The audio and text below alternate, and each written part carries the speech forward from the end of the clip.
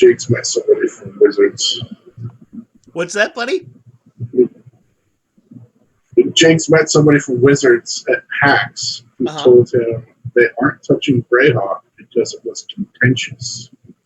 Oh, that's very interesting to hear. I've never heard that particular possibility, I don't think. Breaking news here on caslHawk within 5 seconds of us going live.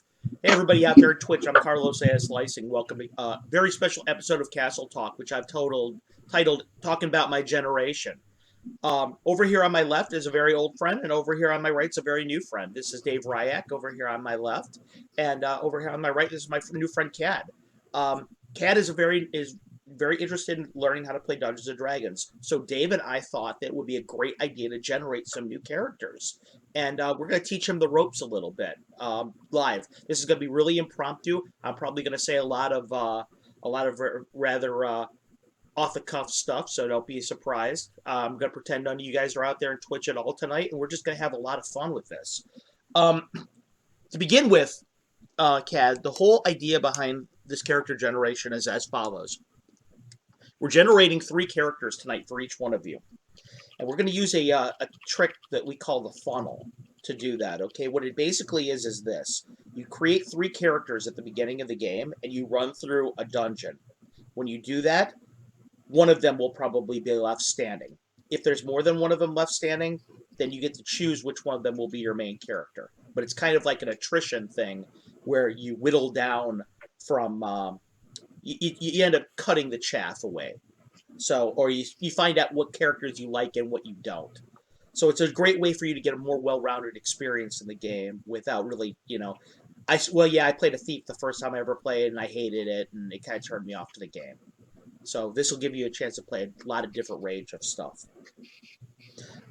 Dave, we're gonna go with a little. You want to go three straight, or do you want to do give him a little bit more of a background? Old school, baby. Let's do three. All right, we'll do 3 straight. Okay, Ken, this is how the game works. Okay, there are 6 primary statistics in Dungeons and Dragons. Okay, these are the statistics that pretty much tell you what your physical abilities and mental abilities are all about. In order, they are strength, intelligence, wisdom, dexterity, constitution, and charisma. Now, when you look at all those statistics, all those categories, they're very vague, okay? When you're talking about strength, you're talking, it's probably the most straightforward one. It's basically how physically powerful you are. But when you're talking about dexterity, for example, hey, Jigs, it's great to see you again, man. I wish I could have had you on tonight, but we threw this together too last second for really to do that. So next time, buddy, next time. Dexterity is a very vague one, though, for example. When you're talking about dexterity, you're not just talking about how manually dexterous you are. You're talking about your body's quickness, your ability to control your body, things like that. So these are kind of very vague umbrella categories that denote what you're capable of doing within the game. Now, the way we figure it out is these abilities range in from 3 to 18. And the way that you do that is you roll 3d6, 3 6-sided dice. The result of those 3 6-sided dice tell you the result in each one of those statistics. So we're going to roll strength for both of you guys right now, okay, for an example. Dave, why don't you roll me 3d6 and tell me what you get?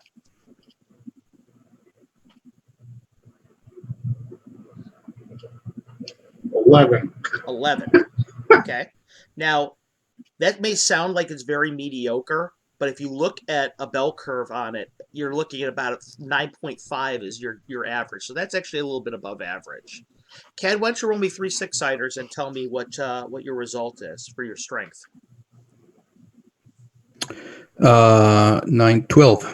Haha. Excellent. 12 first off better. Dave, why don't you, we'll do intelligence now.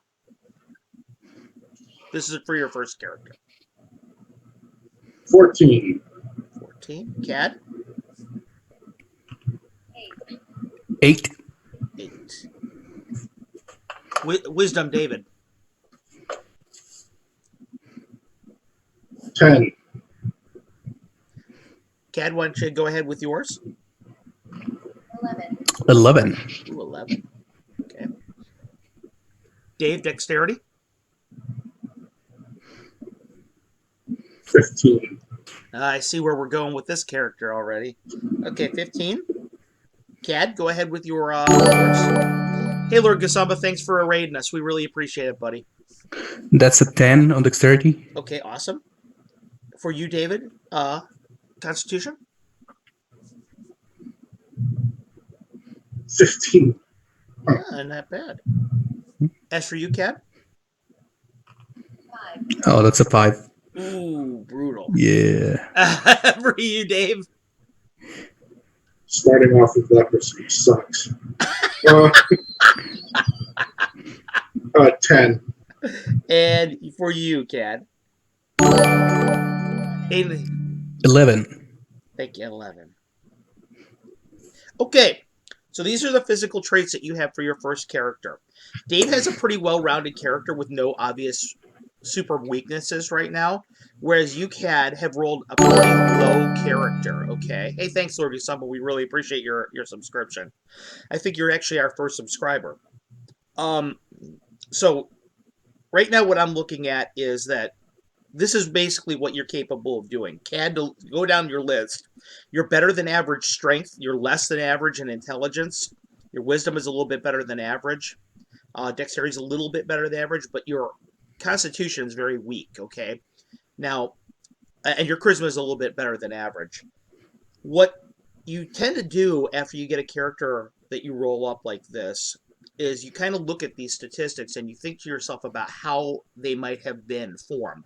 For example, your constitution being 5, Dave just made an off-the-cuff reference to leprosy. But it very well could have been that your character had a childhood illness or something like that, and he just tires very easily. Or maybe you have spent a lot of time as a scholar working in a library or something like that. You don't get out much, so you don't have a lot of physical, ability to maintain your strength very well. Are we describing the character or myself here? Well, you're also describing me at this point, so don't feel bad about that one. Okay, the next thing that we're going to do is we're going to look at the race of this character, okay, of both of your characters. Now, in Dungeons & Dragons, there are several races you can choose, but we're going to stick to the core ones for tonight, okay? And those races are as follows. Humans. Humans are your base class. In the world of Greyhawk, where we're going to be playing, they are about 80% of the populational makeup. All right. There's no bonuses that you get to being a human. However, there's no penalties that you get. But the main advantage to being a human is that no matter what kind of job you want, what kind of class you want, you can pick just about anything you want to. Almost nothing is prohibited. So humans are super flexible in that regard. However, they don't get any special abilities because of their racial makeup. The next race that you can choose from is your dwarves.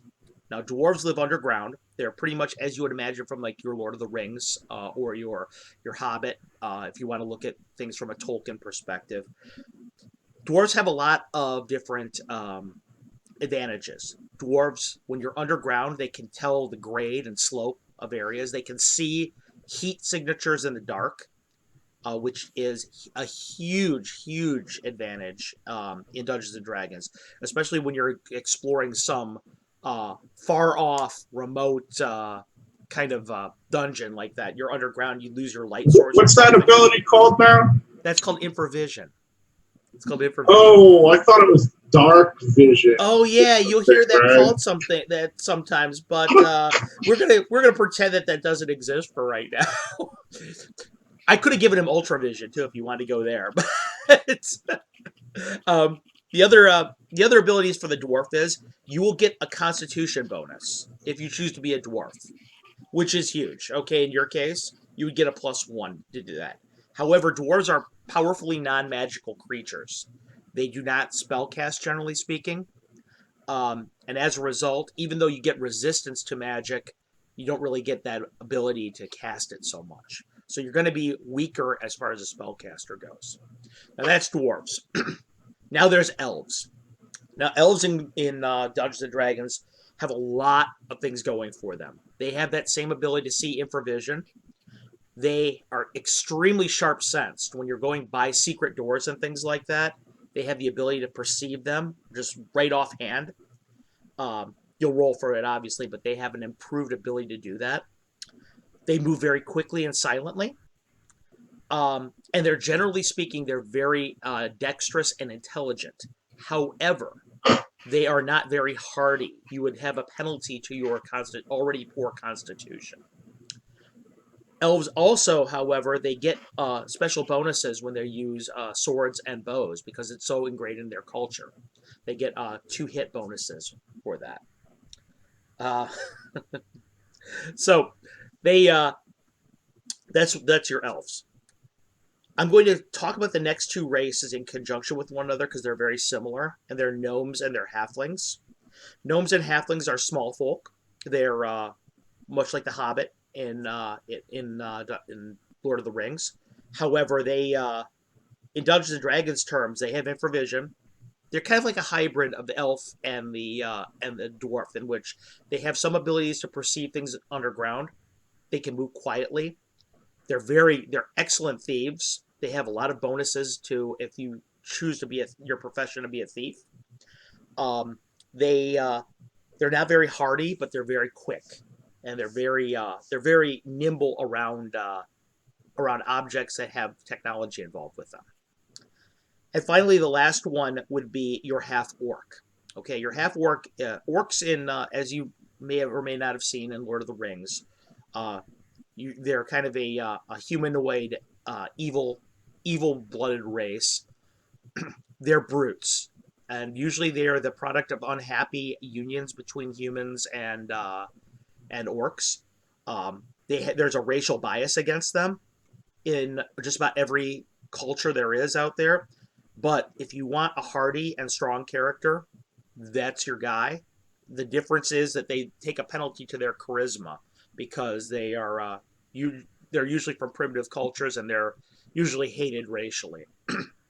So we're going to talk about these 2 characters from your race perspective.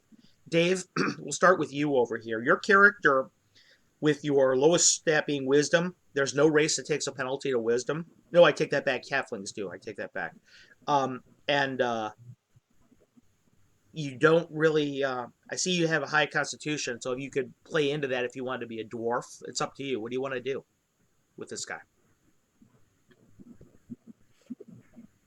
And while you think about that, Kat, I'm going to ask you the same question. You've got a lot of areas that you're very weak in, and you've got a couple areas that you've got moderate ability in, okay? You can do one of 2 things with that. You can either play to your strengths, or you can try and be a little bit more well-rounded and raise your weaknesses. Or you can just play a race because you like it. Which would you like? You can think about whichever you would like to do while I'm giving Dave his... while we're doing that. David, what would you like to play as far as this character goes? I love dwarves too, Jason. I got Dwarf Month coming in a couple months here on Patreon too, so be looking for that. I think I've ever played a dwarf. Are you going to play a dwarf for this Let's guy? do it. Let's do it. I'll play a dwarf. Okay, this character is a dwarf right over here. Go ahead and give yourself a constitution bonus of 16 to 16. And as I mentioned before, you're going to get a infravision. You're going to be able to detect things underground much better. So when you're spelunking or you're going through a dungeon, you're going to be a very useful asset. Cad, what did you think about those initial classes I mentioned? What do you want to do? So I also love dwarves. Okay. They are pretty awesome as far as I'm concerned. But just to make it a little bit, just to mix it a little bit, I'm going to go with a half orc. Okay. Let's go ahead and give you a strength bonus and a constitution bonus of +1. That would raise you to 13 and 6. And we would give you a charisma modifier of -2 to take you to 9, or excuse me, to 10. Sounds good.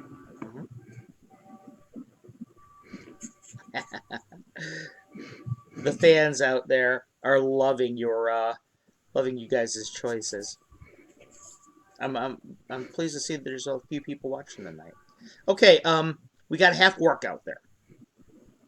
Now to finish out this class for the beginning of him, we're going to talk about classes now. Okay, now, classes in D&D are basically your profession, and these are the main three categories that when you're generating characters that you want to think about is your statistics, which we went through before with the roles, your race, which informs basically what your primary traits are as a personal individual, and then your occupation or class. Okay, class is, for example, a wizard is a magic user in Dungeons and Dragons. He has the ability to cast spells. Fighter is a warrior. Hey, thanks, Lamashtu. I really appreciate it, buddy. He's already subscribed, so I'm a little irritated. I know. Well, yesterday was my first day of being a Twitch affiliate. So so everybody's everything old is new again here. I'm really excited about that. But anyway, so class is all about what you do as a how your character performs in terms of your paradigm, your archetype in the game. Okay, now there are 4 primary archetypes in the game. Okay, the classes are cleric, which is a priest, and they cast spells, holy spells. They have a pretty decent ability to fight, an underrated ability to fight in the game. They have the ability to make when bad things happen to them and they're forced to do what's called a saving throw in the game. Their saving throws are the best in the game.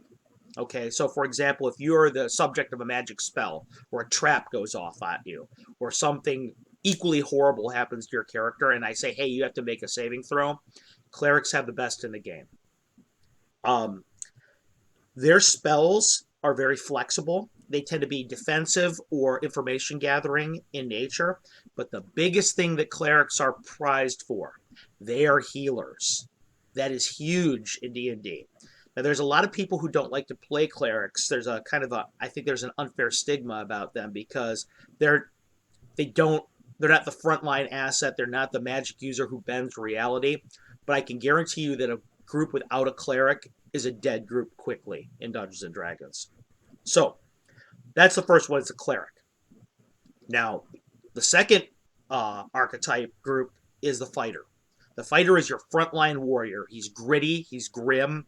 He has the ability to deal and accept an immense amount of punishment. The fighter is your meat and bones character. He is the backbone of any group that's out there. He's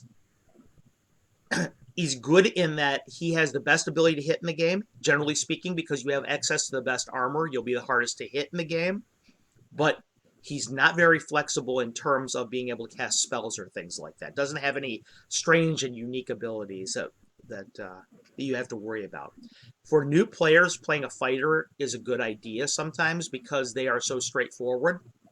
But because you're going to be playing 3 characters over there anyway, choose whatever you want. That's the second group.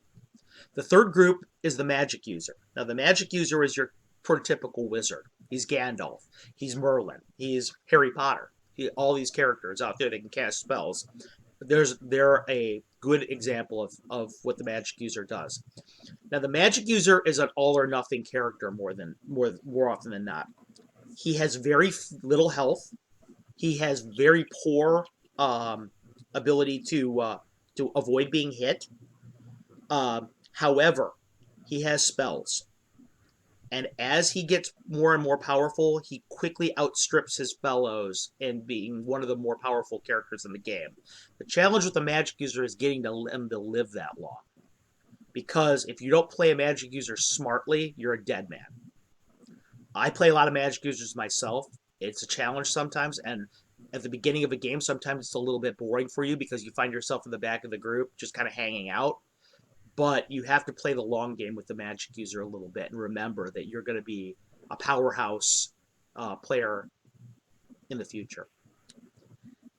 And finally, somebody mentioned, Jason Voda mentions, fighters drink the most. Well, that's probably, especially dwarven fighters, that's probably true too. And finally, the last group is the thief. Okay, now the thief ability is not I think a lot of people misunderstand the thief class a little bit. The thief is not only is he a robber, not only is he a second story man or your cat burglar or whatever, but he's also Robin Hood. He's also Leon from the movie The Professional. There's a lot of different ways you can play a thief and still reflect what he does. Now, the thief class has a couple very interesting mechanics behind it.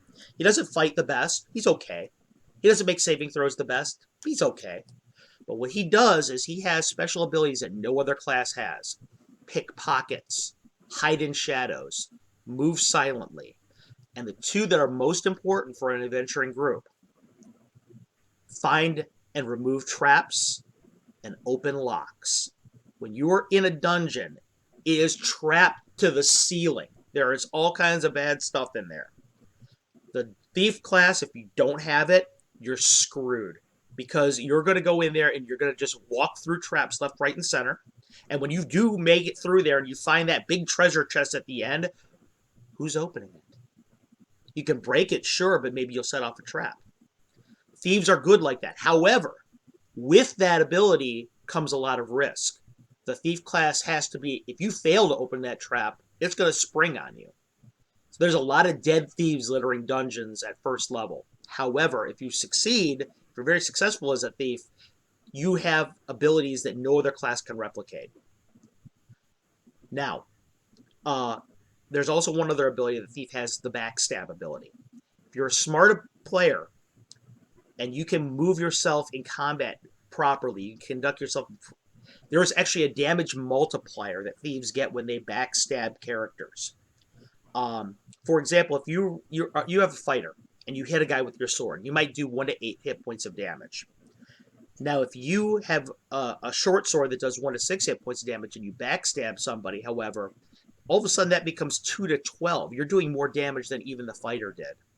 So again, the thief has a certain amount of abilities that make them very amenable to certain players that think in a certain way. If you like stealth, if you like a little bit more of a cerebral approach, they're a really cool character to play. Now, there's a lot of subclasses to these, and we'll talk about those as you choose. But for right now, I just want to talk about your basic paradigms, okay?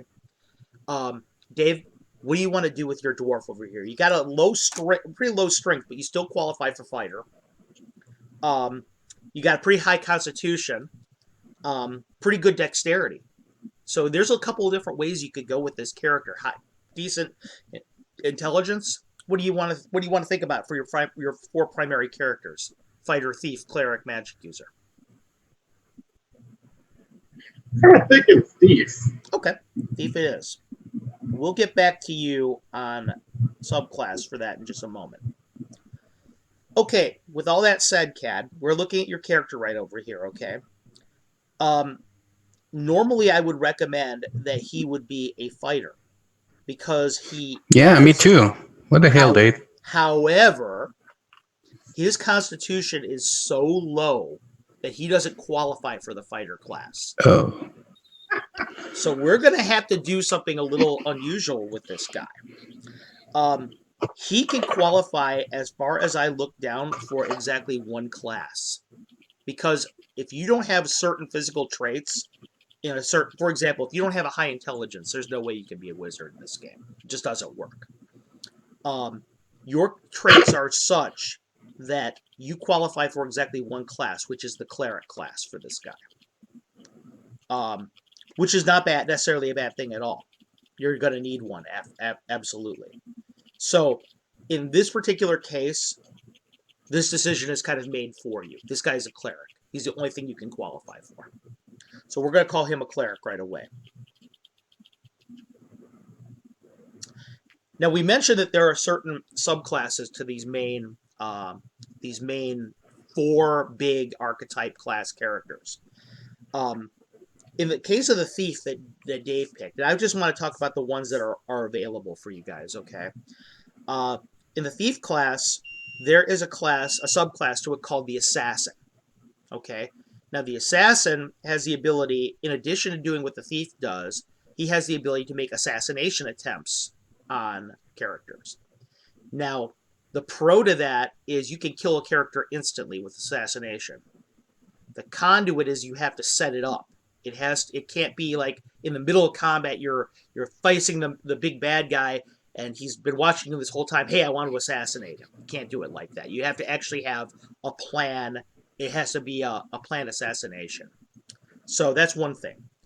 The other thing is you can, as an assassin, you're usually part of a guild. You're going to get paid to do what you do. The con to it is that there is a certain ethos that comes with being an assassin. You have to be an evil character to be an assassin, at the very least neutral. So, Dave, are you interested in being an assassin? Never mind, you can't be because you don't have high enough strength.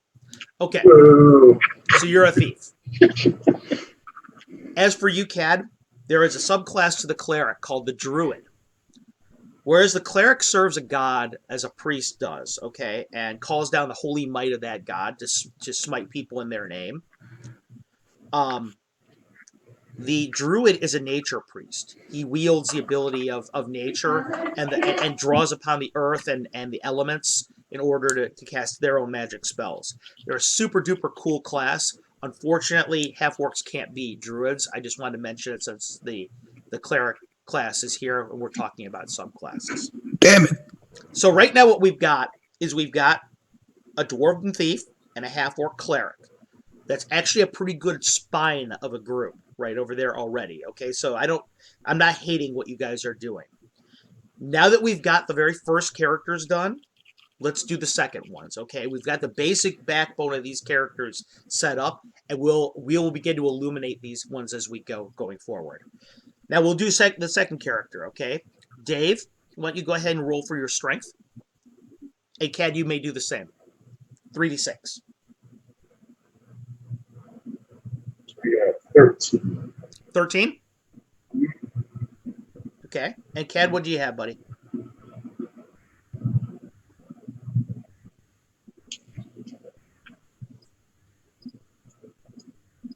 I was muted. I got a 6. Okay. Ooh, 6. That's okay, though. Yeah. You still got a lot of options ahead of you. Go ahead, Dave. Your intelligence? 10. 10. Cad? 14. Oh, 14. Ooh, I sense where we might go with that character. Go ahead, Dave.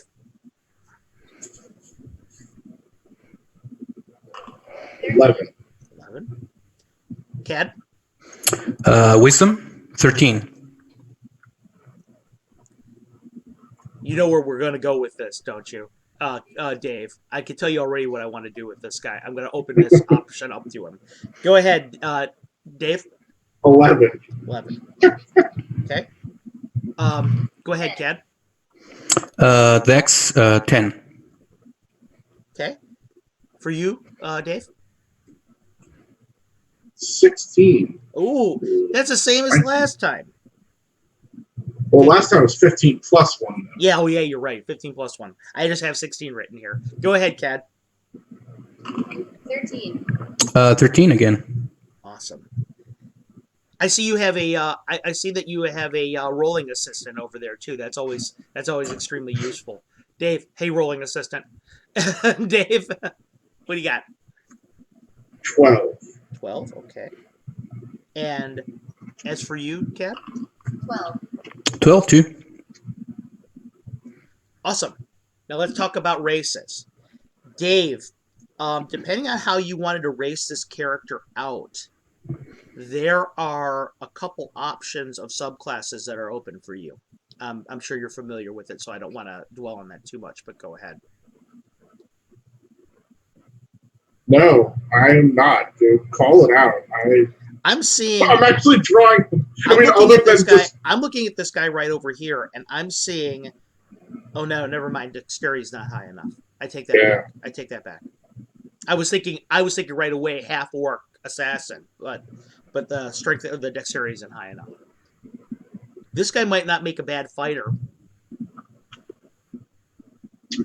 Yeah, I mean, the frustration with Constitution is always like, if it's the only good stat, it's kind of crummy to start off with, although it obviously builds over time. Yeah, and not only that, but keep in mind that once you get into the 17-18 range for a Constitution stat, the fighter can take advantage of that and have +3 or +4 for hit points, whereas no other class can do that. So that's that's a big one for fighters. Do I dare live out the American dream and run 2 dwarves? Go ahead. I'm all right with him. Yeah, go ahead and add me a plus your strength and your con, and we'll go ahead and call him a dwarf. And what are you going to do as far as your class goes? Yeah, I think this is going to be the fighter. Yeah, he can already. That's 17 con, man. He can absorb a lot of punishment. Okay, Cad. I'm going to mention something about this character to you because I think it's very important in this particular case. Your strength sucks, okay? However, professionally, I'm a writer for Casl Entertainment. I'm a game designer, but I also went to college as a hockey player. People know that I play hockey at a high level, or I used to anyway before I became old and infirm. Much in that same way, certain characters can have 2 classes at the same time. They're called multi-class characters if you're a non-human. This means that as you gain experience, you have to put all the experience, you have to divide it in the 2 classes. However, it becomes a very flexible character, okay? And the reason I mention that right now is I'm looking at a character with a decently high intelligence and wisdom, okay?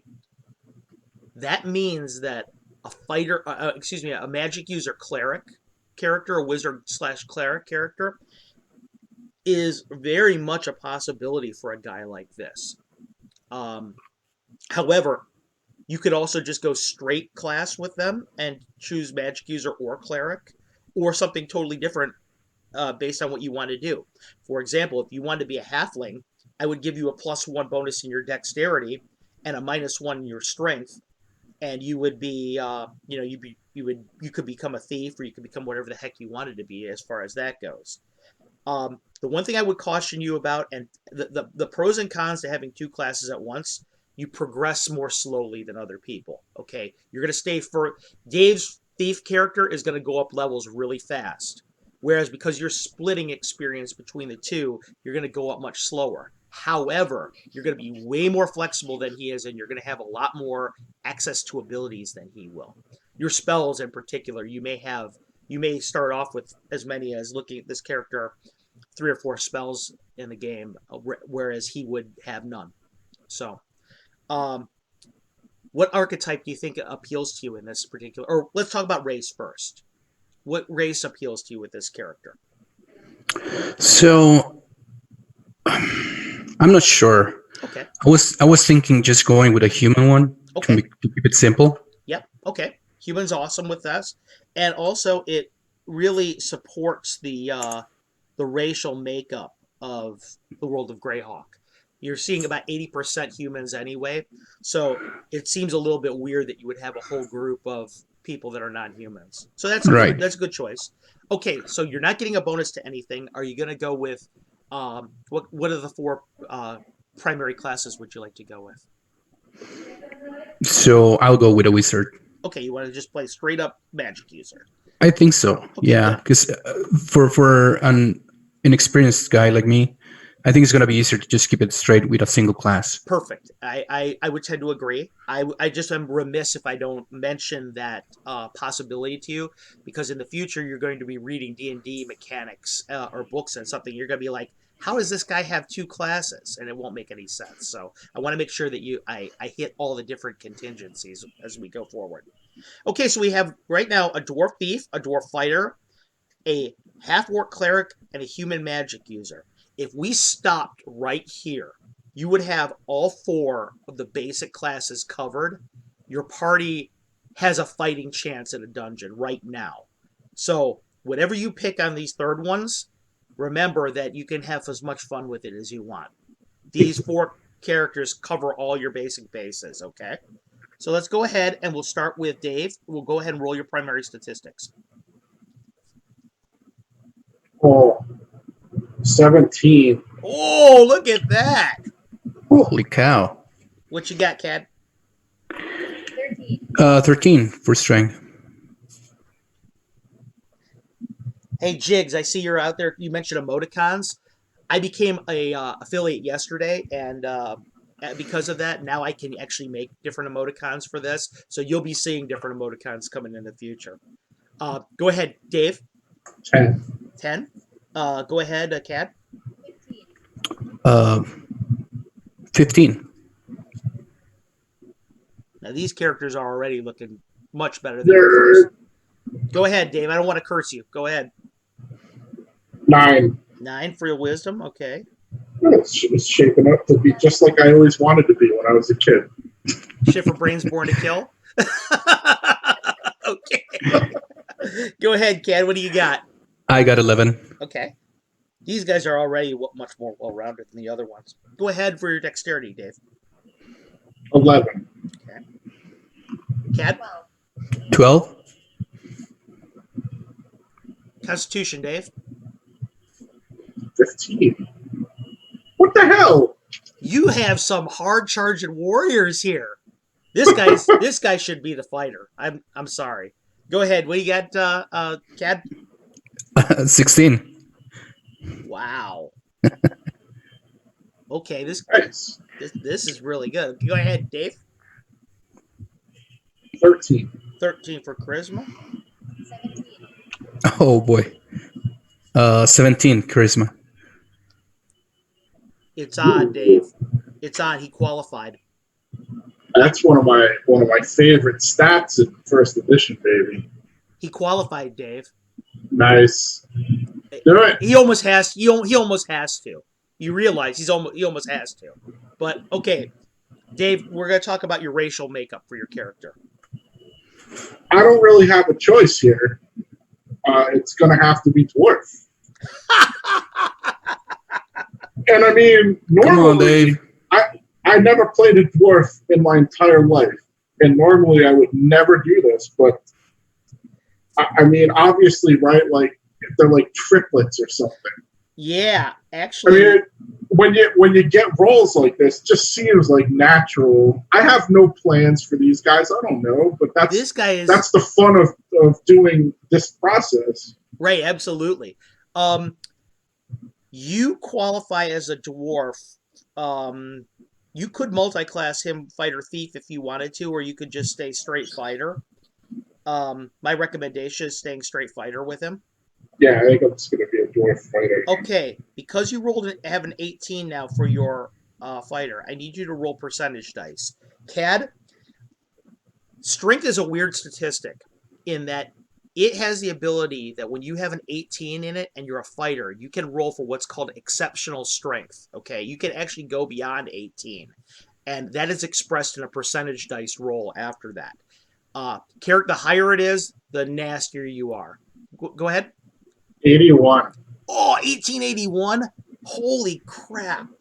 I'm not sure. That might be the highest I've ever rolled for percentile strength in Man, that guy all my years of playing. He is tough. Okay, Cad. Idiot, though. Now, yeah, he's an idiot, but it doesn't matter.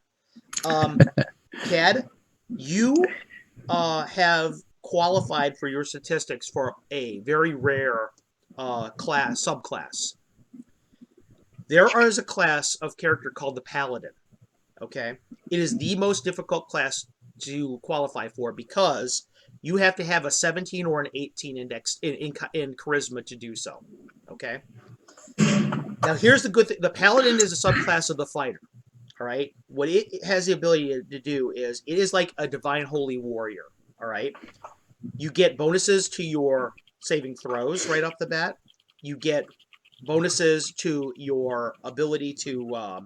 You have an aura around you that you can resist evil spells, and you have the ability to detect evil at a distance. You can sense it. Okay. Which is a huge, huge, huge, huge, huge benefit. It's one of the more abused special abilities in the game, as a matter of fact. But I digress. The Paladin is one of the toughest characters in the game. He is got one big. Oh, there's another thing he can do. At 4th level, when you aspire to that, you can call a special mount. Okay, that special mount will serve you faithfully for your entire life, or as long as you let it, long as it lives. The special mount is a paragon example of whatever it is. In most cases, it's a horse, but in rare cases, it might be some other kind of steed. Like it could be a Pegasus, or it could be I don't know, a seahorse, depending on what your god is like as a paladin. All right. I highly, highly, highly recommend that you choose the paladin class because it's so hard to qualify for. However, Because you're never going to get it again. I would never force you to take it. The only difference for being a paladin is you have to be a half elf or a human, one of the two. Okay. I mean, in fairness, we should probably inform him of the horrible rules about what he gets to keep. Okay. Yeah, you're Okay. right. I'll tell. There's two other things that I should mention about the paladin class to keep you well informed. The first is, in a strict D&D game, when you are playing a paladin, you have to have an alignment. And we'll cross the alignment bridge in a second for these characters, but you have to have an alignment of lawful good. That means you have to be willing. You're a knight. You have to be willing to uphold good, the ideals of good and law wherever you go. In my game, I do not hold that stricture. And before everybody calls me a heretic, I'm going to explain why. There are paladins of all kinds of gods out there, okay? Some of them are not necessarily good gods. Some of them, you may choose to uphold the faith of the paladin of wealth, we'll say, okay? And so you are a protector of the Money Changers Guild in the Free City. But you have to have a top hat and monocle at all times. Exactly. Or you might choose to be the paladin of the goddess of wrath and volcanoes, we'll say, okay? She is not necessarily lawful good. Neither is the Money Changers. The Money Changer is more of a neutral thing. So I'm not going to make you be a lawful good paladin. However, whatever you choose, if you decide to be a paladin, whatever, you're going to have to uphold that god's ideals. That's number one.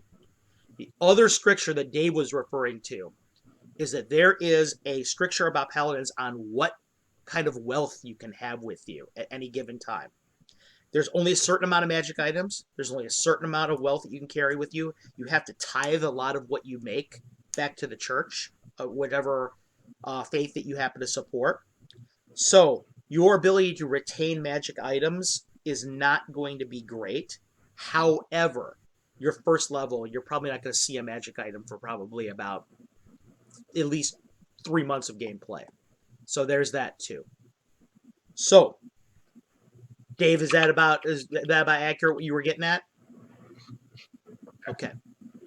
Cad, what do you say? Do you want to try and be a paladin, or would you like to try something else?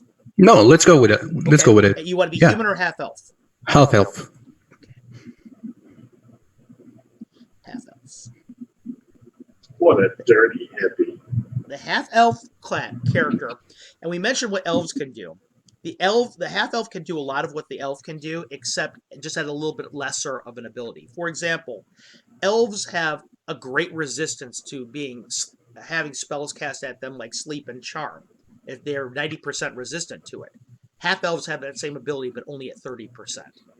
That's that kind of deal with the half elf. Okay, so here's the characters that we have for the funnel at this point. We have a dwarven thief, a dwarven fighter, and another dwarven fighter. We have a half-orc cleric, a human magic user, and a half-elf paladin. If I were to make an adventuring group just offhand, it would not look unlike this, actually.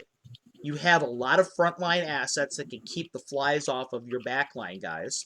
You have a thief that has the ability to detect stuff and use their abilities that are a little bit out of line with everyone else's. You have a healer. You have a really, really nicely well-rounded group here. It's too bad that like 4 of them are going to die. Okay, so if not more. That's the problem with Dungeons & Dragons and at first level and first edition. It's extremely deadly. You have to remember that if you were a human being going down into a dungeon right now, okay, your chances of making it out are probably about 1%. This is a fantasy game, so we're going to raise that to about 3. All right. Your characters are very vulnerable. It's a dangerous world. In the first edition Dungeons and Dragons, there's no such thing as encounters by level. Okay. In later iterations of the game, they did this thing called encounters by level, in which if you're a first level character, you're only going to meet first level monsters. Okay. First edition, don't play that. Okay. If you're dumb and you walk into the dragon's lair, you're fighting a dragon. All right. And it will maim you. So there's that. Okay, so now we have the basics of these characters all set up, and now we're going to start playing with some of the special stuff that they have. Okay, we're going to work on the very first thing we're going to do next is hit points. Okay, hit points are an expression of a lot of different things. If you've played video games before, okay, you know that when you get hit, you lose health. Okay, that's basically the way the hit point mechanic goes. But I would be remiss if I didn't mention right now that is actually a very poor reflection on what hit points truly are. Okay? Always remember this, CAD, because if you are a fighter of, let's say, your 6th level, okay, you're probably going to have an average of about 50 hit points. If I walk up to you with a dagger and stab you in the neck 6 times, okay, I could do a maximum of 24 points of damage. Do you think there's any human being alive that could withstand being stabbed in the neck 6 times with a dagger and live? Of course not. So, hit points are not pure health. Always remember that. They're reflections of a lot of things. Fatigue, luck, armor, your ability to just barely skirt out of the way of an attack. For example, let's say Dave has 6 hit points, okay, for his character. He gets hit by an arrow, and it does 4 hit points of damage. He's not dead. I may describe that in the game as, Dave, you and Cad were going through the dungeon together, and the arrow shot came from nowhere, and it hit you right in the dead center of your shield that you have. It would have taken your head clean off had it not been for pure luck and it hit you in that shield. Now, he's only got 2 hit points left, but that was just a pure expression of his luck, okay? It was just pure luck that his shield happened to be there at that point in time. Once again, Cad, you're in a fight with 3 orcs. You barely make it out of there. You have 1 hit point left. Maybe they didn't land a telling blow on you, but you're just so tired and exhausted, and you're cut up a little bit, that's an expression of fatigue. Okay? So always remember that hit points are not pure health. Okay? That's a very important thing going forward in the game. Now, every class rolls for hit points differently depending on what you are, okay? Dave, we're going to start with you. You are a thief character. So you'll roll a 6-sided dice for your beginning hit points adjusted by your constitution, which gives you a +2 for your beginning hit points. Please go ahead and roll. 6. Did you roll a 6? Did you? Yeah, I did. Okay, 8 hit points for him to begin with. Ooh. It's as good as it can get. Cad, for your cleric, you're going to roll a d8 for your hit points, which is going to be adjusted with a 6 constitution. It's going to be slightly lowered, I believe, by -1. So go ahead and hit me with your 8-sided die roll and tell me what you get. 4. 4. A 6 constitution will take that down to -1, like I thought. Okay, so you have 3 hit points to begin with for your cleric. Very vulnerable. Very vulnerable. Okay. Your fighter, Dave, your first fighter. You have a 10-sided die that you roll for, adjusted by +3 for a 17 constitution. Hit me. 8. 8, so that's 11.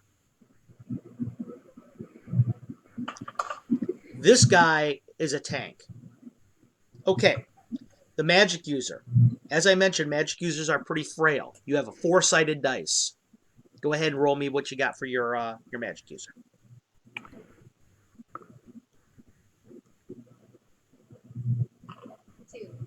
That's a 2. Okay, 2. Dave, you better protect this guy. You Yeah. better protect this guy with your tanks.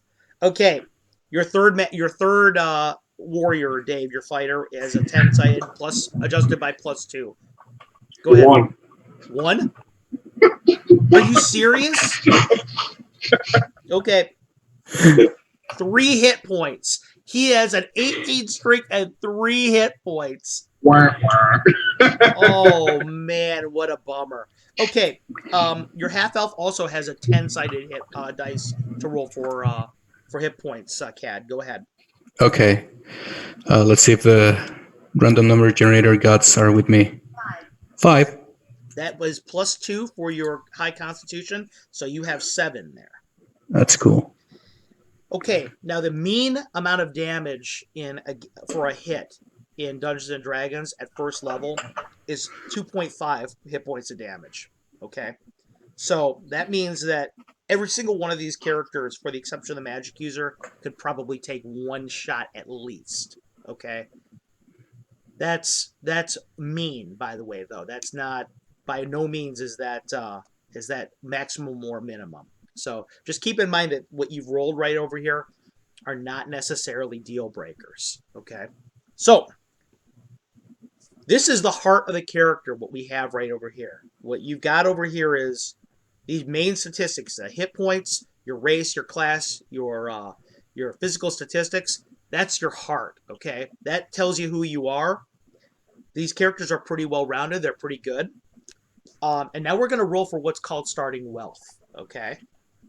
This is big for your characters because, for example, let's say Dave's character with the low hit points and a high strength, all right? He is going to want to buy heavy armor and to compensate for that low hit point total. But if he rolls poorly here for his starting money, he may not be able to afford it. So, Dave will begin with your first thief, okay? 2d6, please. 8. 8. You have 80 gold pieces to spend.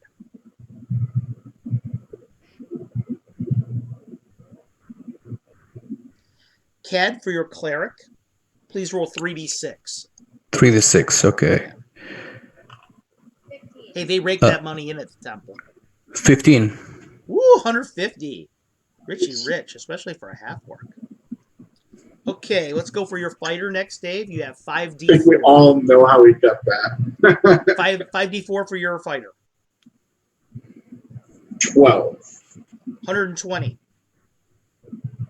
That guy can afford the armor. The magic user. 2d4, Cad. 2d4. 1 second.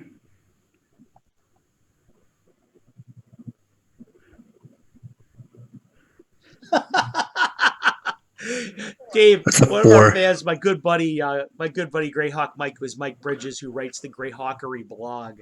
Mortellin from Cannon Fire. He was remarking on your 3 hit points, and he called you Glass Joe, that character from Mike Tyson's Punch. It's not real wrong. He's not wrong. Okay, what do you got for the 2d4, Cad? 4. 4. Okay, so that's 40 gold. Your dwarf fighter, again, 5d4 starting money for you, Dave. 17. What, 17? Oh, that's awesome. You can afford at least some good armor. Some good armor. And Cad, we'll talk about your paladin now. He is also a 5d4. 5d4? Okay. Yep. Yeah, Jig, we've got the great Mortellin with us tonight, watching us. And by the way, also somebody else that you might know, Jason Zavoda is the architect of the Greyhawk Index. Probably one of the most indispensable documents that we have for Greyhawk. So good to see you too, Jason. 13. Okay, 13. All right, 13. Okay, so here's your starting wealth. We have 80, 120, 170. So fortunately, your Glass Joe is actually got the most wealth. And for you going across, Cad, 150, 40, and 130. So that's good. You'll note that the magic user does not need a lot of stuff. So that's not a bad thing. Having that 40 is, you'll find as you start to equip, it's not a deal breaker. Okay, Dave. We're going to go on pause for your 3 characters because none of you are spellcasters. But I need to address a couple things with Cad. Okay. Cad, you have two characters that are spellcasters, and they function, fortunately, because I want to explain to you how spells work in D&D in totally different ways. Okay. The cleric class will begin with. The cleric gets their powers, their magical powers, from their gods. Okay.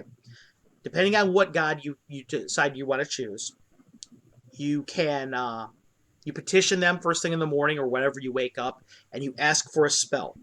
All right.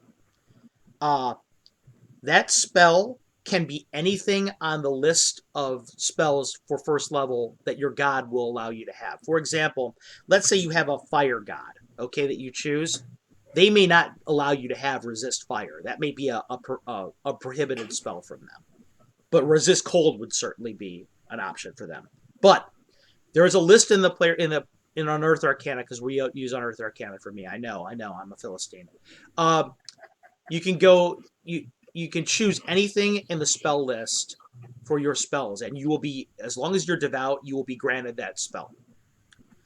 A first level cleric has one spell that they can cast a day. Okay. That there is a bonus for spells based on your wisdom, but your wisdom is low enough that you do not get bonus spells.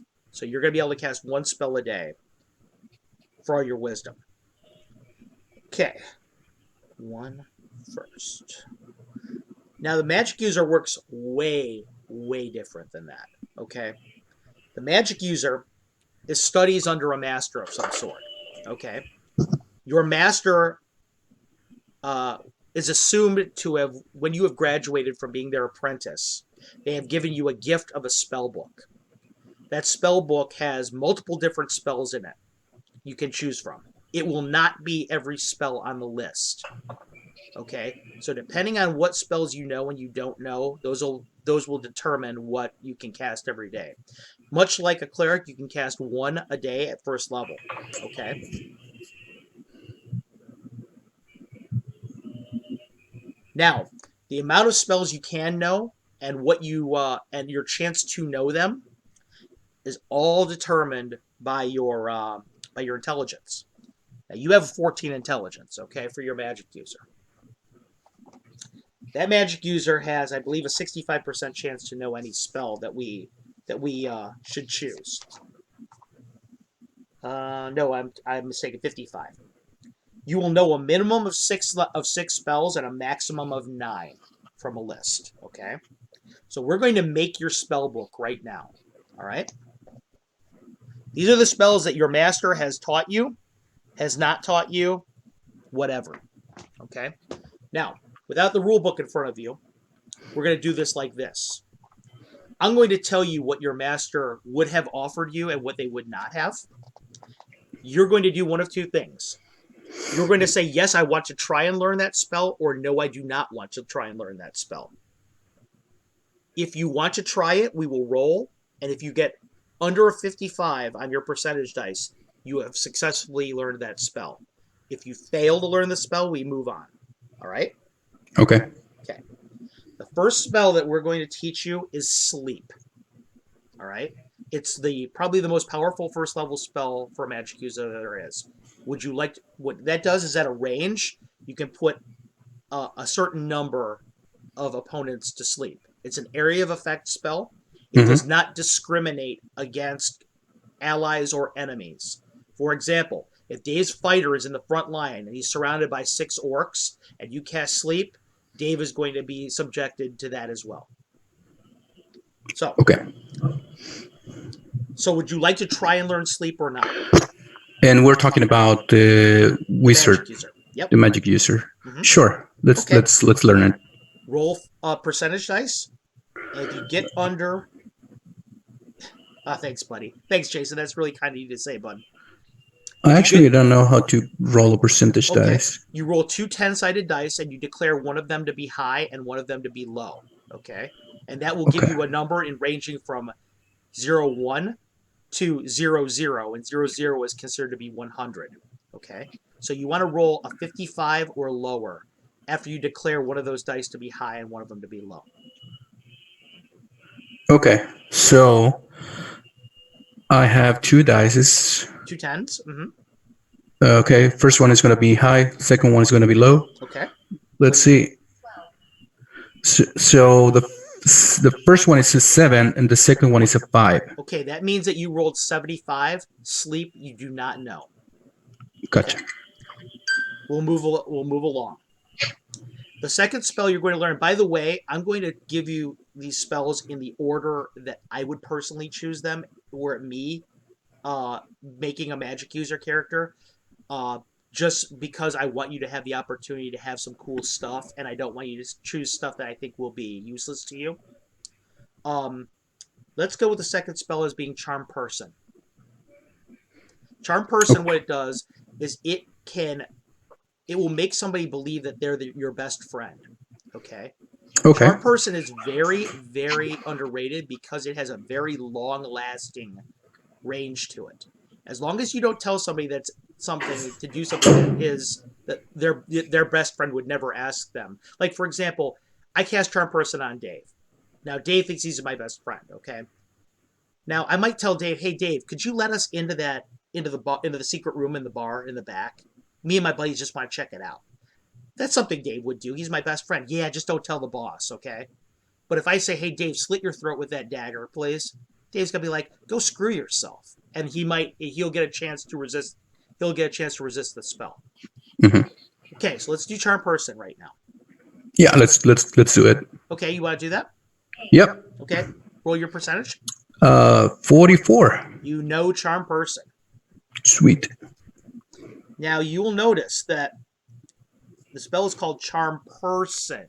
Okay, that means that if you're casting it on a human, an elf, an orc, something like that, there's a humanoid character, or a human, or an elvish kind of like a demi-human kind of character, it will function.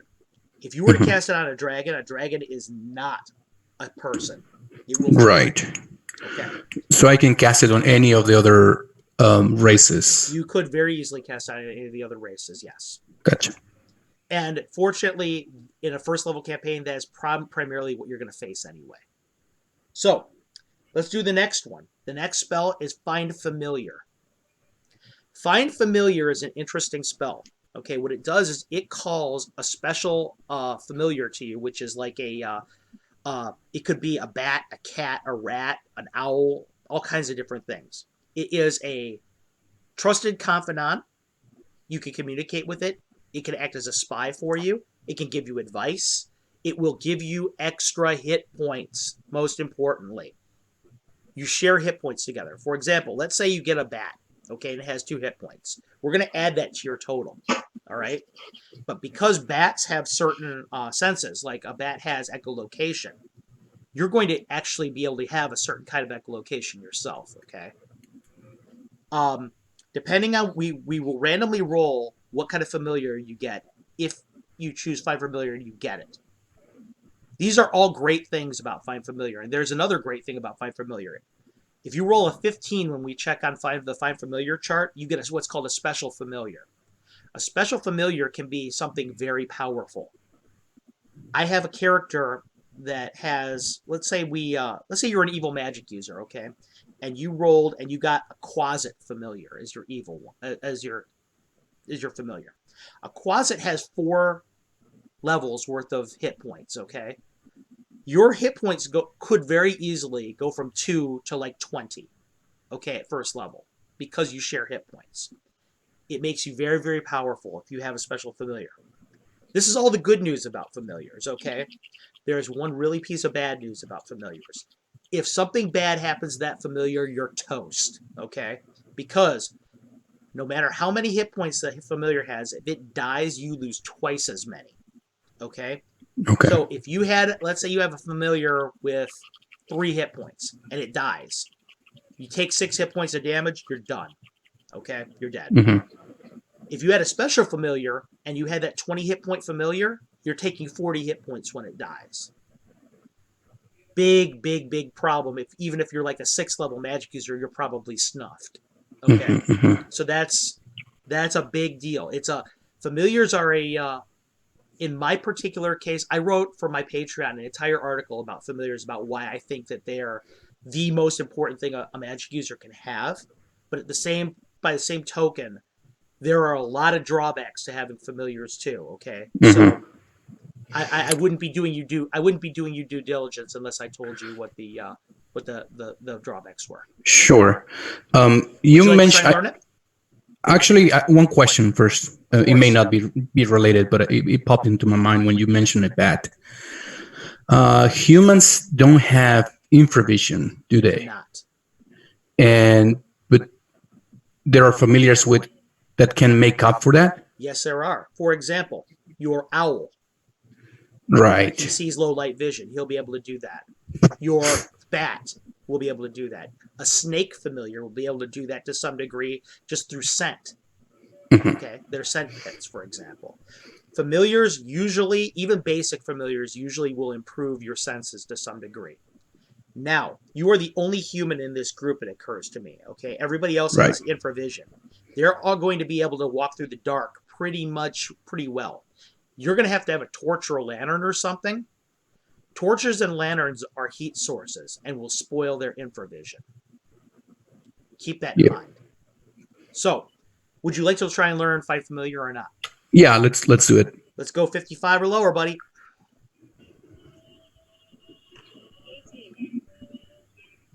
Jesus Christ, that's a 10 and an 8. That's good.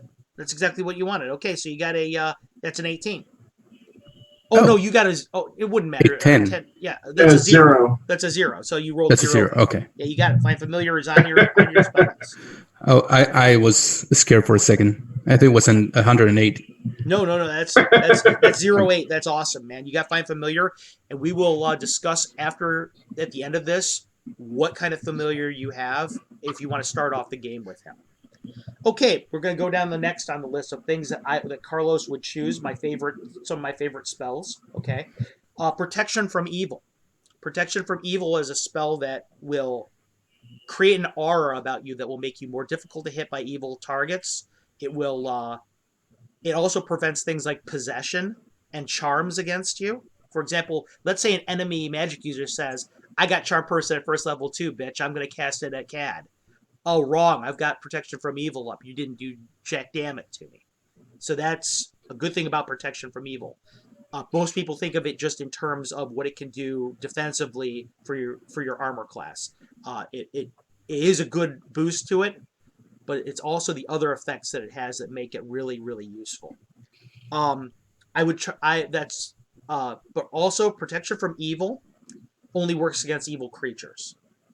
There are other spells called Protection from Good, Protection from Neutral, if you want, but Protection from Evil is usually the base of it. So, would you like to try for that one or not? Yeah, let's go try for it. Percentage dice, please.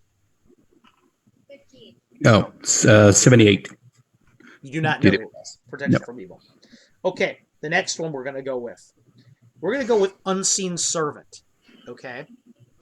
Unseen Servant casts a magical force. Okay? And that Unseen Servant can do simple tasks. It can carry things. It can open doors. It can bring stuff to you. Things like that. It can't do anything too complex, and there's a weight limit for it.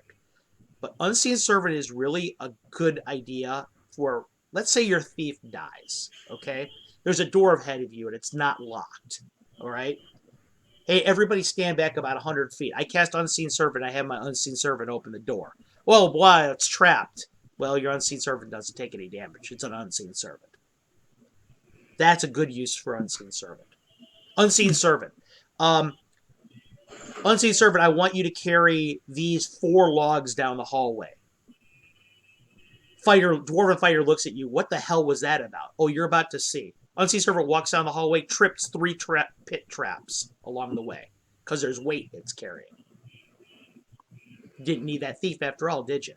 So, there you go. These are all uses that you can have. Unseen Servant is a great spell for people that have a little bit of imagination like that. It can use, think a little bit outside the box. You strike me as that kind of dude, so I think that would be a good spell for you. That seems like a really useful spell. Let's try for it. Okay, go for it. 17. 10 and 7. Yep, Oh, you got it. You got it. Unseen Servant. And my good buddy Jason Devoda in the chat just goes, Jeeves back rubs foot massage. Sure, why not? Absolutely, right? Okay, the next one that I would choose for you, if I had my choice, would be armor. Okay, armor is a pretty self-explanatory spell. What it does is it creates an invisible barrier of armor around you. All right. Armor is a really neat spell in that magic users are so vulnerable. It's a nice defense. It would not be a spell I would memorize very often at first level, but as I gained levels into second and third level and I was able to cast more spells a day, it's something I would want in the future. So that's thinking of the long game a little bit. Okay. So would you like to try and get armor, or would you like to try and get something different that you can use right away? Are there any drawbacks to the armor spell? No, it's not visible. There are really no drawbacks to it. It just is a visible force field. No, let's skip it. Okay. We'll go for something else. There is a spell next called Light. It's a good spell. It's actually we'll call the spell Light/Darkness. All right. Light, if you were to get it, can cast a spell and bring light into an area. The cool thing about light, there's two things that are cool about light. Number one, it's non-heat generating. It does not spoil infravision. That's good. Okay. You can cast it on a certain location. If you want to cast it on someone's forehead, you can blind them. Okay, they will obviously get a saving throw to avoid that fate, but it's something you can do. There's a lot of creatures that are light sensitive. Now, if you should choose, you could go the opposite with that. And you could go with darkness. Darkness does the exact opposite. It brings darkness into an area, okay? Basically, it's turning the lights out in an area. This is good if you have a way to see through that darkness, okay? Or you can just use it like an octopus uses ink to escape. But I would more recommend that you use light, especially since you don't have infravision. That would probably be my next choice. There is nothing worse than you having about 4 or 5 really good fighter characters in a campaign, in a combat, and none of them can see anything. There's nothing more frustrating because they just get whittled to nothing. Okay, let's roll for it. Go for it. 17. Oh, no, 98. Okay. Your next spell that I would choose, I forgot to mention, one spell that you get automatically is Read Magic. Oh. I forgot about that. Read Magic you get automatically. That is a your master would have taught you that, or mistress would have taught you that, in order just so you could be useful around the tower. The next spell that I would probably take, another favorite of mine, is Detect Magic. Detect Magic is a great spell that you can cast. For example, Dave and you go through the dungeon, and Dave, you fought your way through to the end. You're tired, you're beaten up, you open up a treasure chest at the end, and there's this beautiful magic sword, or a beautiful sword at the bottom of it. Well, it looks like it might be magical. What do you think? Well, I have no idea. Well, let's just sell it. You know, you may sell it for 30 gold pieces and then find out it's magic and was worth 300. Or you just might find out that it's magic and say, Dave, you're using this from now on. Oh, yes, I'm using this from now on. So, Cad, what do you want to do? Detect Magic? Yep. Okay. 55 or lower? 11. 65. Okay. That's a miss. So close. That's all right. That's okay. The next one I would choose, another good one, is we're going to go with Shield. Shield is a lot like armor in that what Shield tends to do is it mostly affects missile weapons. Things like arrows, javelins, sling bullets, things like that are thrown at you. It's kind of like another way of using armor. It moves around you. So that's always a good one for Shield, too. Mm-hmm. Would you like to try Shield? Yes. Skip it. Okay, skip it. No, let's try it. Okay. 13. Yeah. No 10 and 3. So that's a 3. You know Shield. Mm-hmm. Tensor's Floating Disc is the next one. Okay? Tensor's Floating Disc is a cool spell, and it creates this glowing disc of light. Okay? The glowing disc of light follows you wherever you go. Tensor's Floating Disc is a great spell for this reason. You do not have to concentrate on Tensor's Floating Disc. It is there. Okay, so let's say Dave's dwarf gets knocked out in combat. Your cleric is dead. You're like, I don't know what to do. I cast Tensor's floating disc underneath him. Okay, all of a sudden you can kind of drag him along with you to safety. All right, Oh. and you don't need to think about it. So you can also be casting other things at the same time. Another good use of Tensor's floating disc is for treasure. You and Dave are the sole survivors of this group, we'll say, okay? You get to the end, you get to that treasure chest, and there's 10,000 gold pieces in it. Oh my god, we're rich! No, you're not, idiots, because you can only carry about 500 of it out with you. Because it's too weighty otherwise. Enter Tensor's floating disc. There's a weight limit on it, but all of a sudden, you can bring with you a lot more than you ever could before. So it's a very useful item. Okay. Another Tensor floating disc trick, it can't really be used for levitation per se, but if you have a light character on it, like Dave, let's say that there's a wall there, a 10-foot wall, and Dave can't see over it, he could step on your Tensor's floating disc like a ladder and look over the wall and say, oh, we don't want to go there. That's another use for it. It's another one of those spells that has a lot of uses the more imaginative you are. Okay, let's try it. Go for it. 16. Oh, nice. 10 and 6. You got it. Tensor's floating disc. You can haul your drunk buddies home from the tavern. It's like owning a pickup. Or dump those fake gold pieces on the kobolds. You know... hold on for a second. I'm writing his floating disc down. There's an underrated ability where you take oil and make a concave Tensor's floating disc and set it on fire.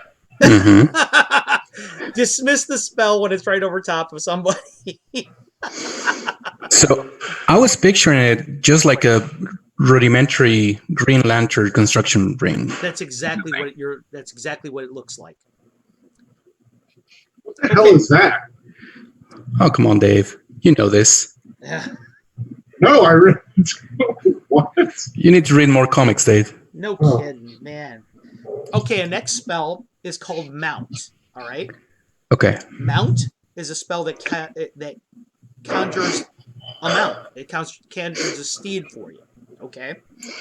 Now, depending on what your ethics are, this spell can be used for two things that are... one of them is really, really good. The other one is kind of a dick move.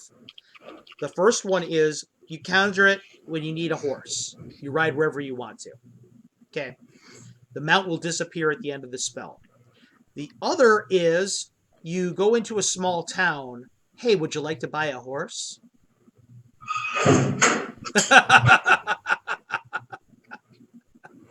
This is the way to have assassins following you all over Greyhawk, by the way.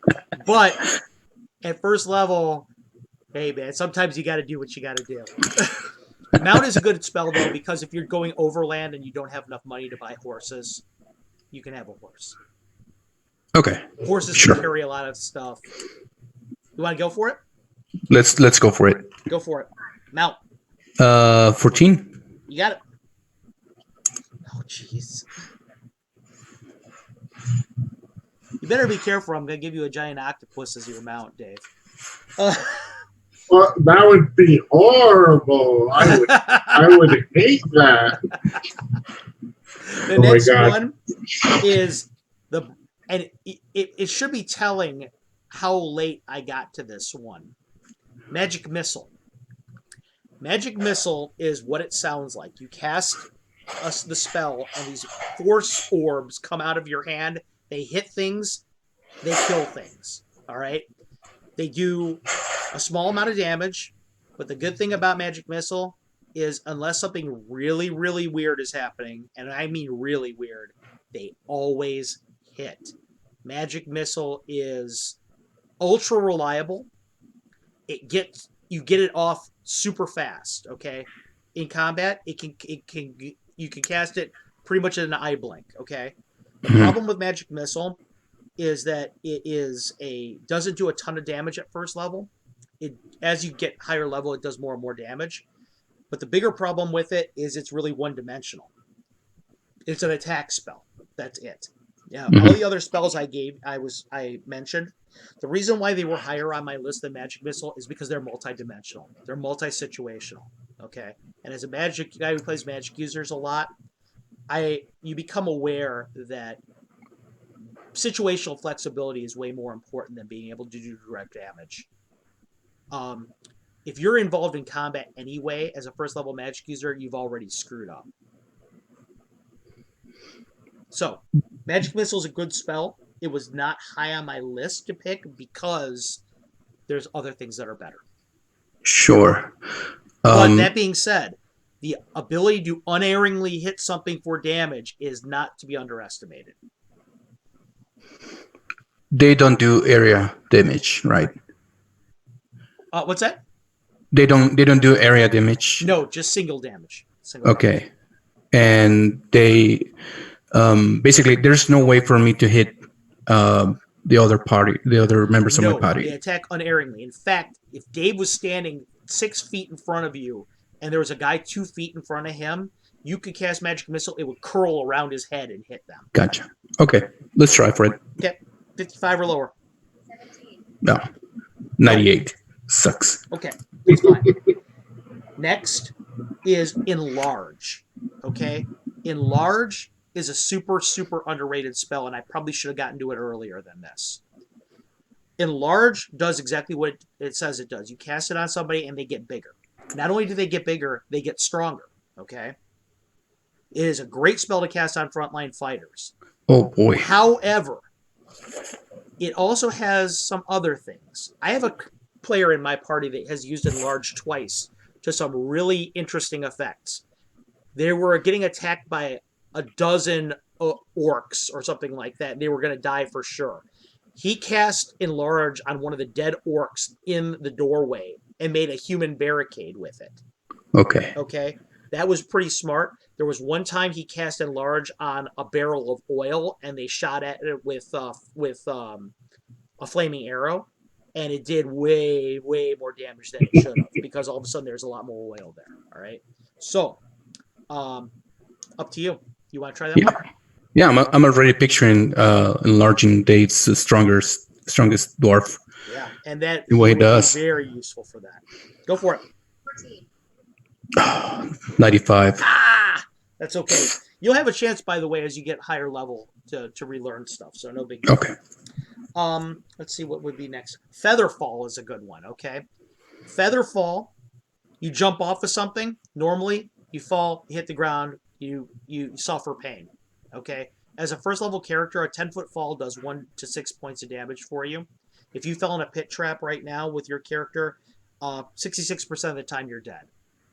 Featherfall is a spell that can be cast at an instant, and you fall with the velocity of a feather, which means you would fall to that depth and take no damage whatsoever. Featherfall is another spell. It's really good, but it's kind of situational. That's why I didn't get to it until now. Hmm. Does that mean that I will float down? Yes, it would. It means you just float And down. let's say if I am under fire, then I'm pretty defenseless. Well, in the air, right? Yeah, that's true too. That's the parachuter's paradigm. You go up, the paratrooper's paradigm. You can jump out of the plane and you're dead before you hit the ground. But again, at first level, when you're falling into that pit trap, you're not really thinking about that. Sure. Can I cast it on someone it's up else? To you. It's up. Can I cast it on someone else? Yes, you can. Or anyone? Yes, Okay. you can. And you can cast it before the fall, too. It lasts for a certain amount of time. So let's say Dave's character, you don't have a thief anymore, okay?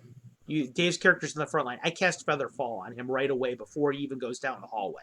That way, if he finds pit traps, if there's an illusion of something there and it's actually a cliff, no big deal. Okay. Go ahead. Let's go for it. Go for it. Oh, 11. 47. Nice.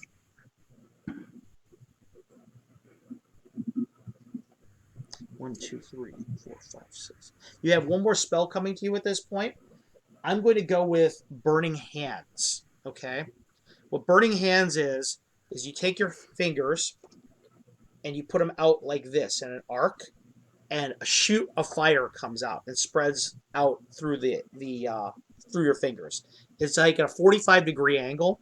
And the reason I'm bringing it up right now is because you mentioned area effect spells. That's an area effect spell. You can do a lot of damage to multiple targets within that arc with it. It does not discriminate against allies, though, however. Mm-hmm. So, Burning Hands is a good one like that. Okay, I think I'll go for it. It sounds like it could be a good defensive spell. It is a good defensive spell. It's also a good offensive spell. 62. Shame. That's okay. The next spell I would recommend would be Spider Climb. Cast Spider Climb on yourself and you can walk up walls like Spider-Man. Ceilings, whatever. There's no drawback to this. Go for it. 3. You got it. And now your spell book is complete. Charm Person, Find Familiar, Unseen Servant, Read Magic, Shield, Tensor's Floating Disc, Mount, Featherfall, Spider Climb. Pretty decent repertoire at first level. Not the worst I've ever seen, not the best I've ever seen, somewhere in between. But you have a lot of spells, from what I'm looking at over here, you have a lot of spells that have the ability to change the conditions of a combat on the enemy. And that's really what a magic user wants to do, is you change the conditions to suit your party's advantage. Okay, that's good. We're going to go and do one more thing here with your characters that is going to really change the timbre of who they are and what they're about. Okay? We're going to do alignment right now. Alignment, for those of you who are watching who don't know, or for Kat, I don't know what your footing with alignment is, but that determines your ethics and your personal values. This will be an example of how your character tends to view the world and how they act upon it, all right? There are 3 primary, if you want to look at it in terms of a grid, on your x-axis of your grid, there is your commitment to law. It is law, neutral, and chaos, all right? People that are lawful, they keep their word, they believe in the law, they believe in the sanctity of the law, and they act in a predictable fashion. People that are chaotic think that the law can't be trusted. They act in an unpredictable fashion. They do not believe in recourse to the law necessarily because they don't have trust for it. And they believe in personal freedom and individuality, whereas law believes in the collective and the group. Now you will notice that at no point in time is there a judgment on either of those, because in certain situations all of those things are true. This is just how, in general, your character tends to believe in these things. And there are shades of gray in there, too. For example, your character might be a believer in personal individuality, but he has no use for... He believes in the law, okay? So that puts him more lawful than chaotic, maybe. So we'll call him lawful, all right? So these are just very generalities, all right? And in the middle is neutral, where it's kind of the I don't really care about either one of those. I'm somewhere in the middle. All right? That's your x-axis. Your y-axis on alignment is good and evil. Okay? I don't really tend to look at good and evil as in the same way that a lot of other people do. Evil tends to be more selfish. Okay? It is more about me than about you. All right? Whereas good tends to be more about, hey, let's bring a benefit to everyone. All right? This is why that in places like Hell or in the Abyss, for the most part, everybody is looking out for their own personal interests. Okay? Whether it be in an organized or a disorganized fashion. All right? So we'll put you on that axis again. Do you tend to be more evil? Do you tend to enjoy using your own strength to others' detriment, or do you enjoy using what you do for everyone else's benefit? All right. Again, I don't put a judgment on that. You can do whatever you want to. You can be wherever you want to on that scale, and I don't really care because I think it brings value to the character no matter where you are on that scale. So I have friends in my real life that I would consider to be lawful evil, chaotic evil, lawful good, chaotic good. That doesn't necessarily mean there are certain kinds of people that I prefer to hang out with, and there are certain people I trust more than others. But just because you have a certain alignment doesn't mean you don't bring value. That's an important thing to remember about that. Alignment is like, which distro of Linux do you prefer? We can sit and argue that, up, down, sideways for months on end. Which is why I want to speak in that kind of generality. Okay. At the same time, it's funny, even though in some sense I don't believe alignment makes any sense at all, I love alignment. I do too. And I think alignment is one of those things. It is at the same time absolutely nonsensical, and yet it makes perfect sense. It's kind of like statistics in this game, right? Like the statistics are mechanically, depending on your DMing style, right? Like, statistics are hardly meaningful except for when you're rolling dice. Right. And alignment's sort of a similar thing. Like it provides some guidance for you to work off of, but it may not really have any absolute meaning. Right, and I agree with that. And I would also say this too, Dave. To your point, there's that old Mark Twain quote: "There's lies, damn lies, and statistics." Okay, statistics alignment is just like that. Okay, you can say that you're lawful good, lawful neutral, whatever, but you may find yourself in a position where in your own personal lives, I'm sure you've often found yourselves in a situation where, man, I really don't want to do this, but I don't see that I have a choice. Like using Zoom? Yeah, exactly. Using Zoom, appearing on caslHawk, these sort of things. So anyway, that is basically what alignment is in a nutshell, okay? There's that axis between lawful, neutral, chaos, good, neutral, evil, okay? You can choose whatever the hell you want. I don't care. However, in your particular case, Cad, this makes a big difference because you have two characters that are heavily influenced by faith, okay? The cleric and the paladin. The alignment that you choose, once you roll that out, I'm going to tell you a bunch of gods that you have to choose from, okay? So if you want to pick an evil god that you want to worship, that's fine. I'm going to roll it out, the gods that you have the option to choose based on the alignment that you choose, okay? So we'll start with Dave while you have a chance to mull that over. Dave, let's talk about your dwarven thief. Now, a thief has a couple alignment restrictions. You can be chaotic good, you can be neutral, or you can be one of the evil alignments. What would you choose to be? My thief is neutral. Okay. Your dwarven thief is a true neutral character. Let's talk about your magic user, Cad. What would you like him to be like? So, I was thinking lawful evil. Sure. Lawful evil. Lawful evil is the alignment of selfishness. Yep. Lawful evil is a good example of society today, in my humble opinion. We have laws, we have traditions that we adhere to, but everybody's out for themselves in truth. So, beneath that veneer of civility, there's a very vested self-interest that evidences itself. Dave, go ahead with your dwarf, the 14 strength dwarf. Lawful neutral.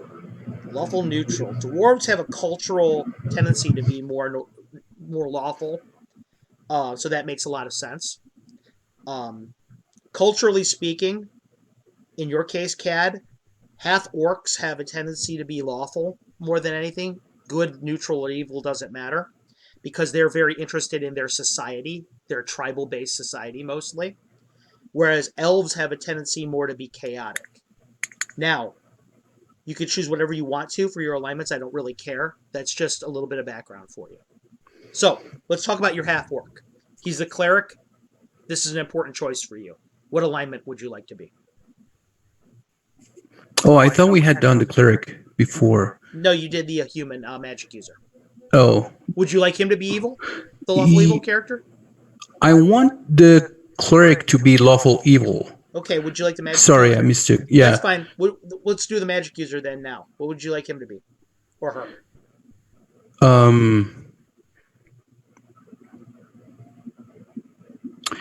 I want him to be chaotic good. Chaotic good it is. Okay. And as for the chaotic good alignment is sort of like your Robin Hood or your freedom fighter type. Or your idealistic freedom fighter type, I should say. Whereas, you're into you don't care about the law. You just want everybody to benefit. Okay. Let's talk about your high strength glass cannon, glass Joe, Dave. What's glass Joe's alignment? Concept coming here. He is also lawful neutral. Okay, lawful neutral he is. Okay, the brothers are two of the triplets are lawful neutral, while the other triplet is just pure neutral, which makes sense, being that he's a thief. He doesn't really care about the law so much, so that stands to reason. Now let's talk about your half elf paladin, Cad. What would you like him to be, alignment wise? I mean, he's a paladin. He has to be lawful good. Okay, he's I lawful feel. good. Now, you have chosen a lawful good paladin and a lawful evil half orc. One of them is elvish, one of them is orcish. They will almost certainly have some sort of conflict with one another. They will not like each other. Yep. Hey, Gitano, thanks so much for subscribing, buddy. We really appreciate it. Yeah, they probably won't like each other very well. They may agree, depending on how this all eventuates, they may agree to work with each other for mutual weal, but they probably won't like doing so. Which is why I put both of those as lawful to have some sort of common ground. Yeah, exactly. Yeah, they may decide that they don't want to murder each other because, hey, that's not what civilized people do, but I can't stand you. Okay, now, the half-orc cleric. Let's talk about the gods of Greyhawk a little bit, okay? One of the strengths and the weaknesses of the world of Greyhawk is that it has an extremely elaborate group of gods. They're incredibly interesting, and there's a ton of them. That is also the weakness for a beginning player, in that there's a lot of choices, okay? So I will ask you this. As a half-orc god, as a half-orc cleric, you have really two choices that will guide the answer here. Would you like to choose a traditionally orcish god, or would you like to choose a traditionally human god? Let's go with an orcish god. All right. That makes things a lot easier. Yeah. Okay, so you're going to choose one of the orc gods, all right? Here are your choices for your orcish god that you are going to uphold their particular ethos. You have the king of the gods, the creator of the orcish pantheon, the one-eyed Grumish, who is a god of war, of strength, of the orcish race in general. He is the all-father of the orcs. All right? It is he who was cheated at the beginning of the universe out of domination of the world by the conspiracy of the other gods of the other races. But fortunately, because of Grumish's might, he was able to cut a place for the orcs all over the world, just because he is so strong and powerful. He is also indirectly responsible for the birth of the elvish race, because in battle with the god of the elves, he cut him multiple times, and the blood of the elvish god sprung forth in the form of the elvish race, if you believe in these things. That's your one choice. Another choice is a god called Bogtru. Bogtru is the god of he's a god of pure strength, okay? Just strength for its own sake. He's also unbelievably stupid. Unbelievably stupid. But he is might for might's sake, okay? Your next god is Shargas, who you can choose from. Shargas is a god of the underworld, a god of night, of blindness. Basically, he represents orcs' dominion in darkness. All right. There's only 3 more of these to choose from. You have Ilnival, who is the god of he is the god of leading in battles. He's a commander god. Okay, a god of generals. You have a god that actually I did a little bit of a spotlight on earlier in my Patreon, who is Yurtrus. Yurtrus is their death god. Yurtrus the White-Handed. He is hideous, terrifying. He is their death god for which everyone should fear. You had me at hideous. And finally, the last one is Luthik. Luthik is the mother god, the goddess of. She's the one who keeps the tribes together. She's the one who makes sure that the Orcish race stays strong and that they grow fecund. Because one of the greatest strengths of the orcs is that they're numerous. All right. So, you want Luthik, or I should say the Yurtrus, the god of the underworld and of death. That's the one. Yeah. Ooh. I could see that this guy is going to be a treat. Okay. And if you're watching out there, Jeremy, I know you're smiling. He just picked Yurtrus not long ago in one of my games. Okay. Now we have your half-elven paladin. By the way, Yurtrus, the different spells that he gives you are going to be way different than a normal cleric would get. But there's also something cool about Yurtrus. Normal clerics have the ability to rebuke the undead. They can take their holy symbol out and focus their holy might on the enemy and make them run away or destroy them. Yurtrus is a little different than that. By projecting your holy might through your holy symbol in the presence of a undead, they may respect you and follow you and serve you. So you may find yourself with, I don't know, a couple skeletons or zombies or whatever that follow you and say, do your bidding mindlessly.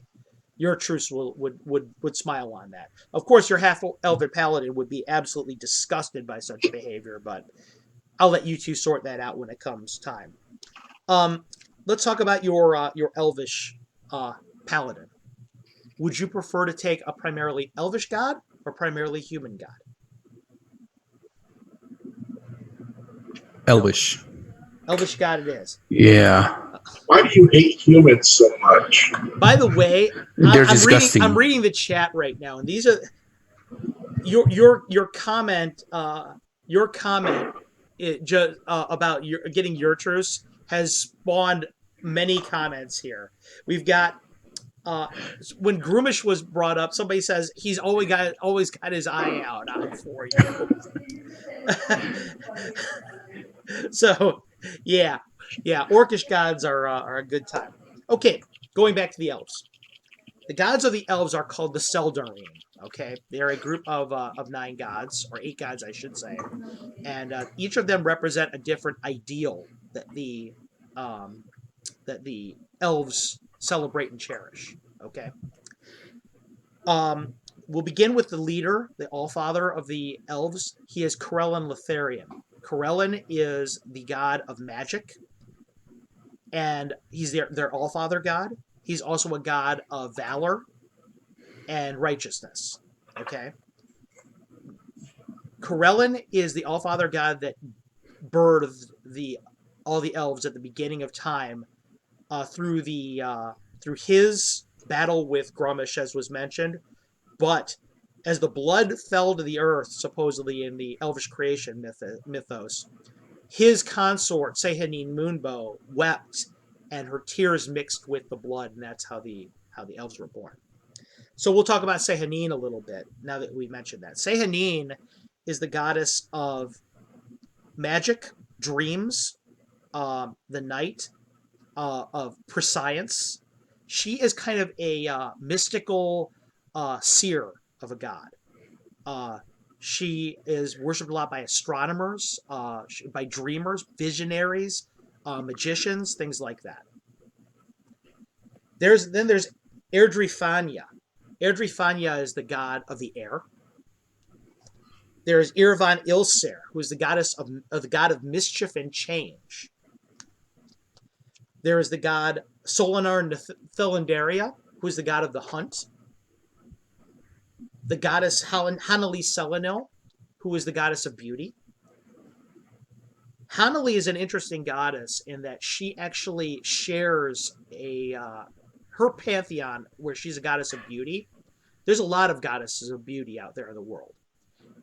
Strangely enough, you would think that they would all hate each other because they're all vain. They actually don't. They actually get along all right.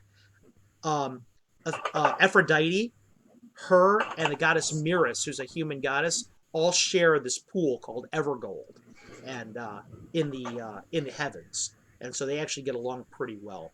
She's a goddess of romantic love and beauty. And finally, the last one is Labalus Enthorth. Labalus is a god of longevity, and he is worshipped by a lot of people who are historians and people that are interested in time. Elves live a long, long time. So where you might not think he's that popular of a god, he actually is, because they are well aware of the fact that they perceive time at a very, very different rate than other races. Oh, and I forgot one other one. There's Rulafan Rilfane, who is the god of the hunt and the woodlands. Do any of those things resonate with you particularly? So, as you were talking, I was looking into the Elven deities, and I see the Sehanine. It says right here, intermediate goddess of mysticism, dreams, far journeys, death, full moons, and transcendence. Oh, yeah. Okay. You want to see him move up? Let's go Sehanine. I just realized now why you and your half-orc don't kill each other. You both worship aspects of death. Yes, as it should be. Yeah, it's awesome. Okay, now this has impacted your character quite a bit, okay? Because Sehanine and your truce are two sides of the coin. The same coin, yet they are the same coin. The spells that you're going to get from your truce and the way that Sehanine's power is going to be expressed through you are going to reflect your choice in gods. And we'll get to that when it comes time for gameplay a little bit more. Okay, these are, again, now we've gone to kind of the intermediate things about these characters. There are two last things that we have to do with these characters to make them, to breathe them to life.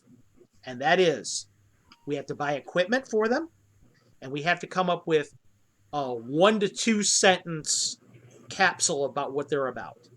Okay? I don't want you to go ahead and worry about making a full background for these guys. Half of them may not survive till tomorrow. Okay? So don't waste your time with that in a funnel situation. Instead, what I want you to do is just give me an idea of what they're about. Like, this guy is a freedom fighter who has a big family.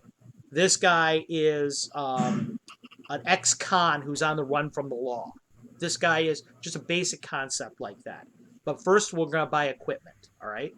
Now, do you happen to have an equipment page up, CAD et al? If you do not, I will send you a link to one. I do not have one right now. Fine with me. I will give you a link to one right away. Stand by. You've shamed me, Cad. I mean, I don't have one, but it's like a 5th edition or something, Yeah, and there's and I like a didn't. ton of it. In all fairness, I didn't tell him to be prepared for class for that one, so it's totally fine.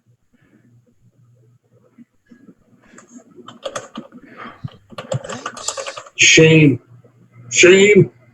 Shame. Everybody knows your name? Whoa. Oh, nice. The 4th edition Player's Handbook's right there at the Oh, top how of it. dare you? How dare you? If you would like the same link, Dave, I'd be more than happy to provide it for you. I am pulling out the link right now. I've got the basic rules. Okay, there we go. What the heck? Not what I chose at all. Just wait for the link. It's fine with me, Dave. I know that you just rebuked your friend for not being prepared for class, and now you're doing the same, but that's okay. That's just Dave. Yeah, really. I mean, it really is just the way I like it. Hold on, man. Let's not get it twisted. Dave is one of my dearest friends in the entire community. I love that man like I love few others. So I would not. When Dave said that it was one of his friends that wanted to learn the game, I was all in right there. So. And I do appreciate that. Oh no, man! You seem like an awesome dude, man. I couldn't be more pleased to be doing this for you. So please you interrupted him. He was actually going to say, "Can I roll with advantage?" After that. Oh, was he? Okay. Okay. Well, that's always good too. I ought to kill you. For the record, I've been trying to get Dave to teach me how to play D&D for 6 years. 6 years now, Dave. Yeah. He never budged. Look how fast it just happened off the cuff. Right. I never said I was a good friend. I never, ever, not one time said I was a good friend. No, you never told me that either. But you prove it by your actions. You prove it by your actions. Except for teaching. That Hey, you know, I had forgotten that glaive arms are substantially more expensive than a glaive or a gizarm. Yeah. But it's 1 GP discounted if you wanted to buy both. Where are you buying this stuff from? Okay, you have an email right now, Kat. PHP, baby. Yeah, and you want to look at page. Look at pages number 35 and 36. Okay. It's loading. 1 second. As you get your equipment lists up, Dave, you know the drill here. So go ahead and you can go ahead and buy your own equipment. Just tell me what you get and what you have left over as far as cash. I will guide CAD through the process as soon as he gets the link ready to go. Yep. Got it. Page 35 now. I highly recommend that you keep that link around too. That's a pretty useful link. Yeah, I'm gonna save it in my laptop now. Mm-hmm. Thank you. Oh, no problem. It's just a good way something good to have handy.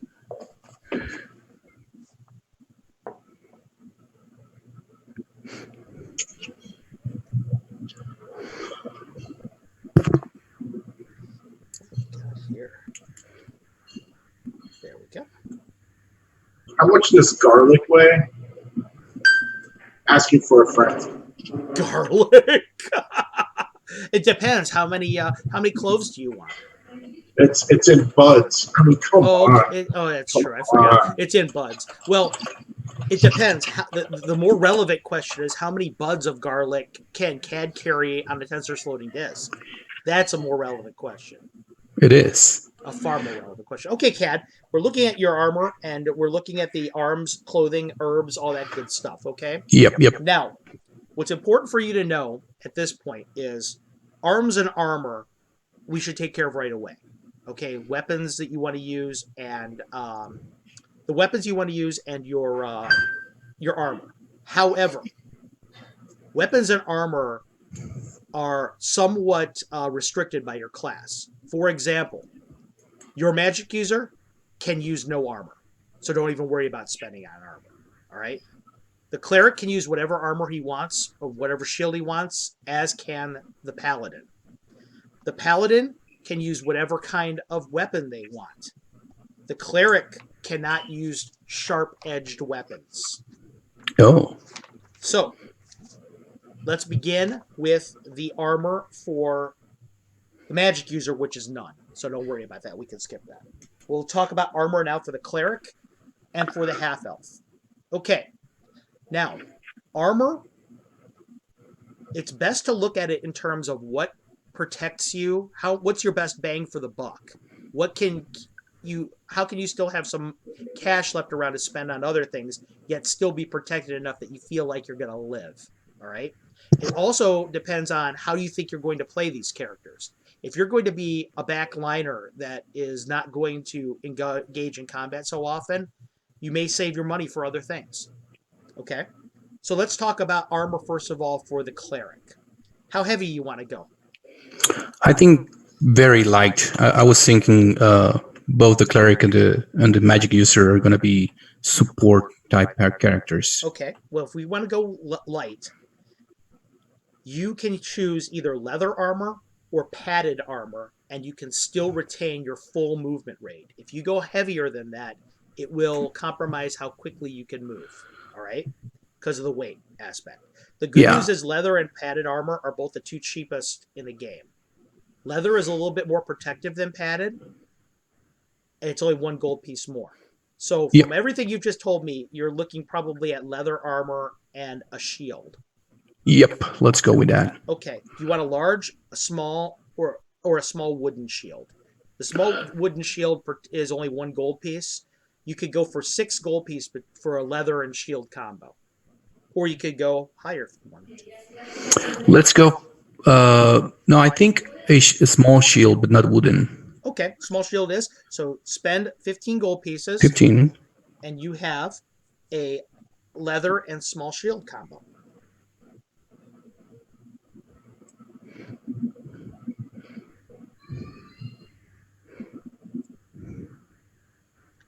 By answering what kind of armor you just had, we now know what your armor class is. Okay?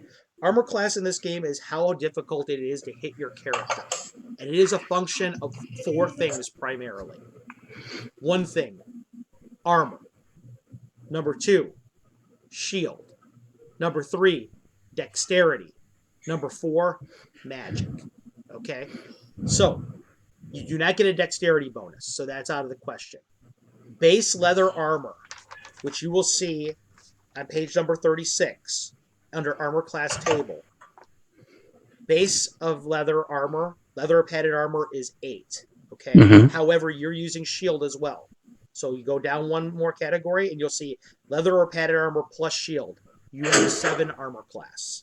Okay. So that is your armor class. Your magic user has no armor, and he has no dexterity bonus. He has a 10 armor class. That is the worst you could possibly get in the game. Do not expose this guy to fire. He will die. Okay, let's talk about the paladin. What kind of armor are you looking at? What kind of do you want a shield? What do you think of it? So for level 1, I'm thinking another leather. Okay. And a large shield. Okay. So let's go ahead and take 20 off of there and give yourself an armor class of, again, 7 because there's no dexterity modifier for this character either. Yep. The choice of leather and shield for him does 2 things. You've maintained your mobility. You have not maximized your ability to remain unhit. Okay? But you retain your full mobility. So you can also mention on this character sheet, we now know the movement rates for all 3 of these characters, okay? The movement rate for them, the half-orc is a 9. The magic user is a 12. And the elf is a 12. Okay? All 3 of them have their full movement rate because of the armor combination you have chosen. And the weight right now that you have chosen is light. You're not encumbered. So that means that each one of the characters is moving as fast as they possibly can. Okay, let's talk about weapons for each of these characters, okay? We'll begin with, we're going to begin with the Paladin because it's the easiest, all right? What do you envision him using as a weapon? And by the way, before you go any further, I highly, highly, highly recommend that every character that you have has an ability to use a ranged weapon and a close quarter weapon. Now, whether that weapon is in terms of a spell or in terms of a a thrown item or something like that. Like, for example, maybe you're going to choose, I'm going to throw flasks of lit oil at people. Okay, that's an option. Maybe you decide I'm going to specialize in daggers, and all I'm going to do is buy 15 daggers, and I'm going to hurl them at range, and I'm going to use them at close quarter because that's flexible. Or maybe you're going to say my character is going to use a long sword, and I'm going to also carry as a backup a short bow. Now, keep in mind this with elves. Actually, I take it back. You're a half elf. You don't get that bonus. Never mind. Doesn't matter. So, what are you thinking about for a weapon? Okay, for the Paladin, I was thinking a halberd. Woo! Nice. And 4 darts. Ooh, darts! I haven't seen a dart paladin in a long time. But Sehanine would smile on that. Yep. Because she is a goddess of magic, and the magic user, one of their primary weapons is a dart. So, okay, the halberd is an inspired choice. It's actually one of my favorite weapons in the game. So, the halberd, however, is a two-handed weapon. If you want to use it, you cannot also use your shield. Oh, I see. That is right. Would you still use it? And no. And eschew the shield? Is there anything? How about lances and javelins? Are they two-handed as well? No, a javelin is not. A lance is. A lance, however, is primarily a weapon to be used when you're mounted. Right. Otherwise, it's just a spear, or an all pike, depending on the length of it. I would suggest now a javelin. The primary use of it in the game is as a thrown item. Mm-hmm. So it can be used in a pinch as an impromptu spear, but that's not its primary use. Javelin is not a two-handed weapon. Okay. Let's drop the shield. Okay, good idea. But can I add a helmet or something to improve that? Okay. Well, the helmet is not going to improve your base armor class, but what it will do is if you are attacked at the head, which happens a lot, it improves your armor class there. Right. So, okay, you have leather, helmet, halberd, and darts. Your armor class is now 8.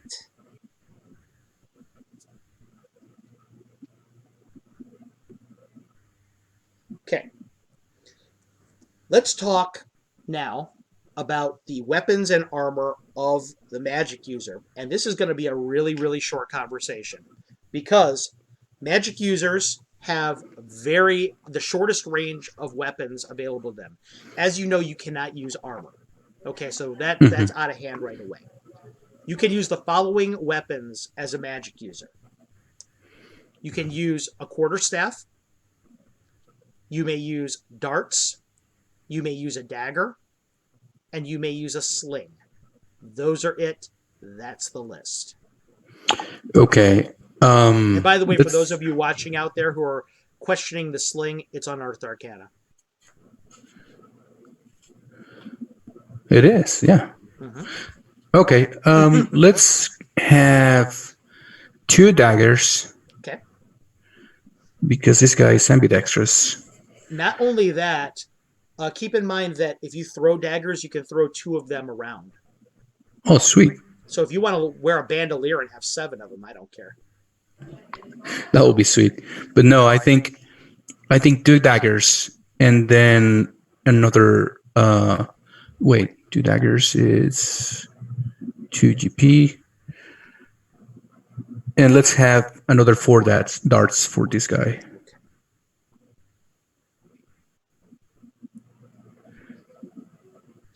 put a pin in this conversation about his weaponry because it's going to become important here in a little while.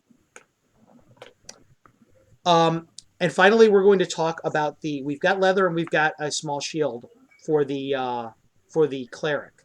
Mm-hmm. Cleric, as I mentioned to you before, has a short range of weapons that is available to them. All right. And the weapons are going to be as follows. Now, there's actually a larger range of weapons that I'm mentioning, but some of them are not culturally relevant to this campaign, so I'm not even going to mention them. You have choices of the club, the flail, the hammer, the mace, the staff, the lasso, the sap, and the staff sling. Now, if you don't know what a staff sling is, a lot of people don't know what that is. I want you to imagine a lacrosse stick, okay? It's got a long stick, and at the top of it, it's kind of got a little leather thong on it. The reason it's been designed like that is so it acts like a trebuchet, using the more leverage that you get from the length of the weapon. You can fire it longer and harder. Now, the staff sling is a cool weapon, and it's a combo weapon. You can use it as a staff, a quarterstaff, in close combat, or you can use it at range. It just doesn't fire as fast at range as a normal sling does. Then again, since you can't use a sling at all, it doesn't really matter. Mm-hmm. The staff sling is a good choice because it is is the only ranged weapon that a cleric can use. I was just gonna ask. Yeah. Yeah. The staff sling is a nice choice. And yeah. I endorse that 100%.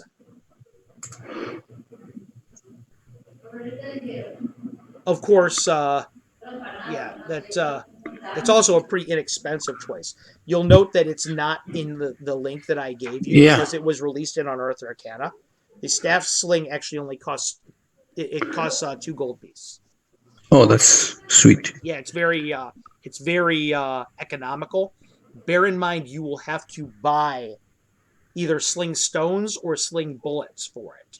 Okay? The difference between the two being sling stones are rocks. Okay? And when you run out of rocks, it's real easy to find more rocks. That's a good thing, okay?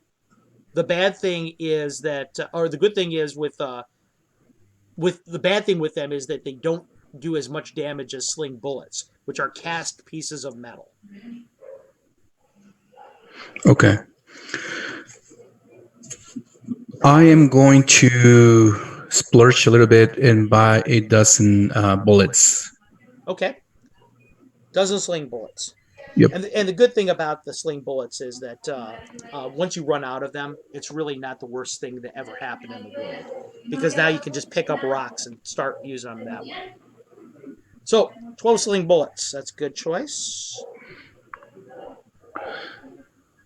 And that's how much? Because I only see the sling and bullets combo. Okay, let me look at it. Oh, yeah. Good question. Let me grab my Unearthed Arcana very quickly. I believe they're extremely cheap.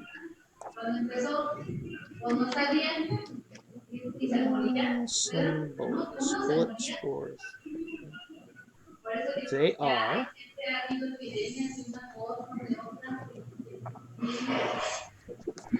Sling bullets. They are 5 silver pieces.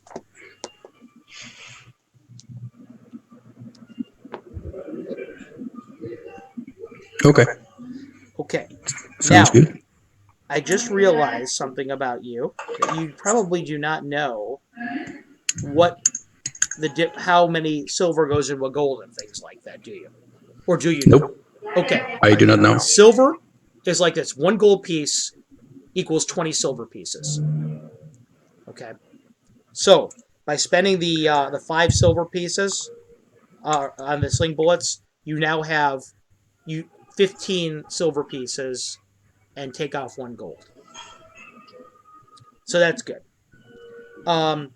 So it's good to have also a flexible amount of different kinds of weapons and different kinds of different kinds of currency, I should say, because you never know. Somebody's going to ask you at some point in time, "Hey, I want to stay at this tavern. How much? A silver a night." You have the silver right there.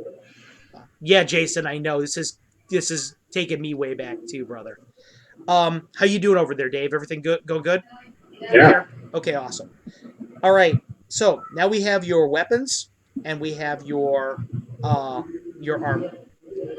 I'm going to put a pin in this conversation right now with you, Cad, before we go on buying miscellaneous stuff. Have you gotten all your characters' weapons yet, Dave?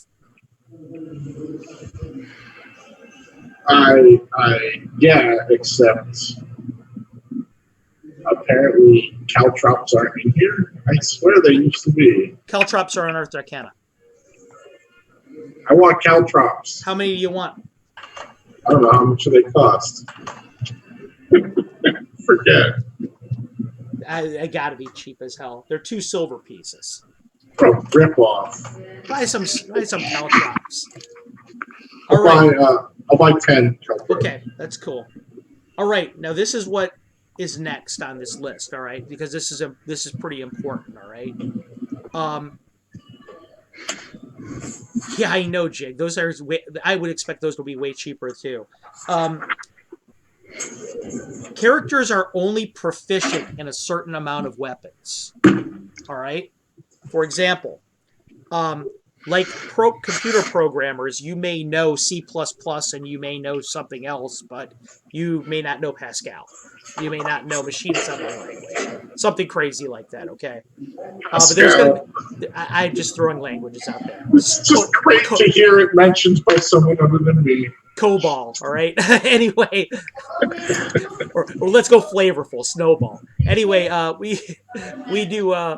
That's old school. That is old school. Hey, I'm 50 years old. What do you want? Anyway, so you guys, you're only proficient in a certain amount of weapons. When it comes to using other weapons, you don't know the first thing about them. Okay? So, we're going to decide what you're good at and what you're not. All right? And Cad, remember when we were talking about your magic user and I said let's put a pin in this conversation? It may inform your choice of weapons. Mm-hmm. So, Cad, let's talk first about your weaponry for your palette. Right? At first level, you have 3 weapons that you can be proficient in. Okay? When you are not using those weapons, you take a -3 to hit penalty. Okay? So, let's talk about what weapons you know how to use. You have a halberd and you have darts, so let's assume that you're proficient in those, right?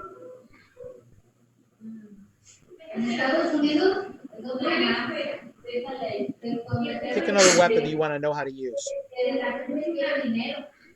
Any weapon. Let me go back to the scimitar. It was spelled snowball like COBOL, Jig. It was SNOBOL. Snowball, yeah. Let's go with a scimitar. Scimitar. Okay, scimitar it is. Okay. Next, we're going to talk about your cleric.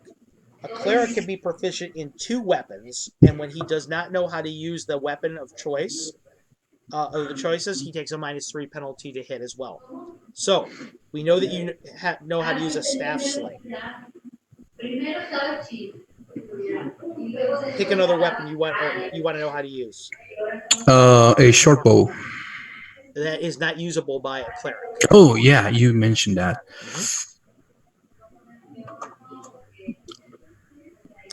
Would you like the list again? Did you mention the hammer? Yep, I think hammer you is a did. good one. Yeah, let's go with a hammer. Warhammer. And the magic user. This is where things get dicey for you because the magic user, again, playing into the theme of him being the weakest character at first level, but potentially the most powerful character. A magic user character knows how to use exactly 1 weapon at first level, and when you don't know how to use a weapon, you get a -5. Ooh. Yeah, so... That's rough. Exactly. So, you know how you have that dagger and you have those darts right now? Mm-hmm. Pick one of them, and the other one you get a -5 at. And so you may want to return them to the store. What's the...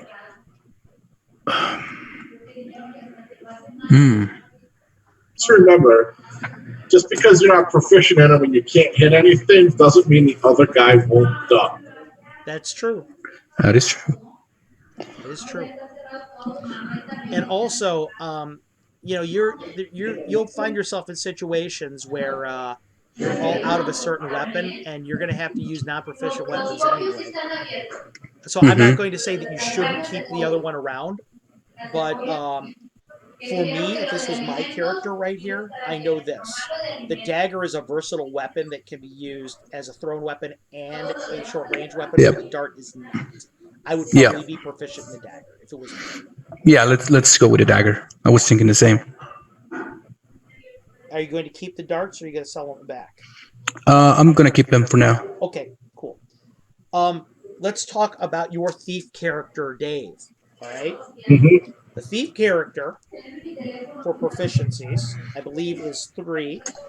Or no, it's 2. I take that back. It's 2. What are you going to do for your weapons for him? A short sword and 2 daggers. Okay, so you He's got going to take proficiencies in both of those. Okay. He also is going to keep around 8 darts and 10 caltrops. Nice. The good thing about caltrops is once you lay them on the ground, I don't care if you're proficient in them or not. Yeah, I was going to ask, like, is that really... No, like, come on now. Let's be real. I'm not going to make you waste a proficiency slot on caltrops. Come on.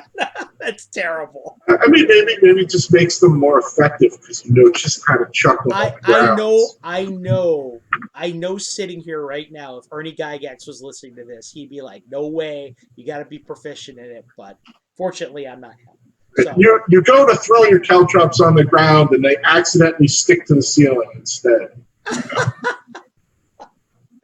okay, so now we're talking about your fighters, okay? Yeah. Before you answer me with what you're proficient in, a fighter has 4 proficiencies and a -2, okay? However, the fighter has a unique ability that is not known to any other class but the ranger. Weapon specialization. You can choose to be a weapon specialist and get all kinds of benefits for that weapon if you choose to specialize. However, specialization takes up slots, as you know. I do not allow double specialization at first level. You can take it at any level where you gain proficiency slots afterwards, but you can't double specialize right out of the gate. Can I reclass as Kensai?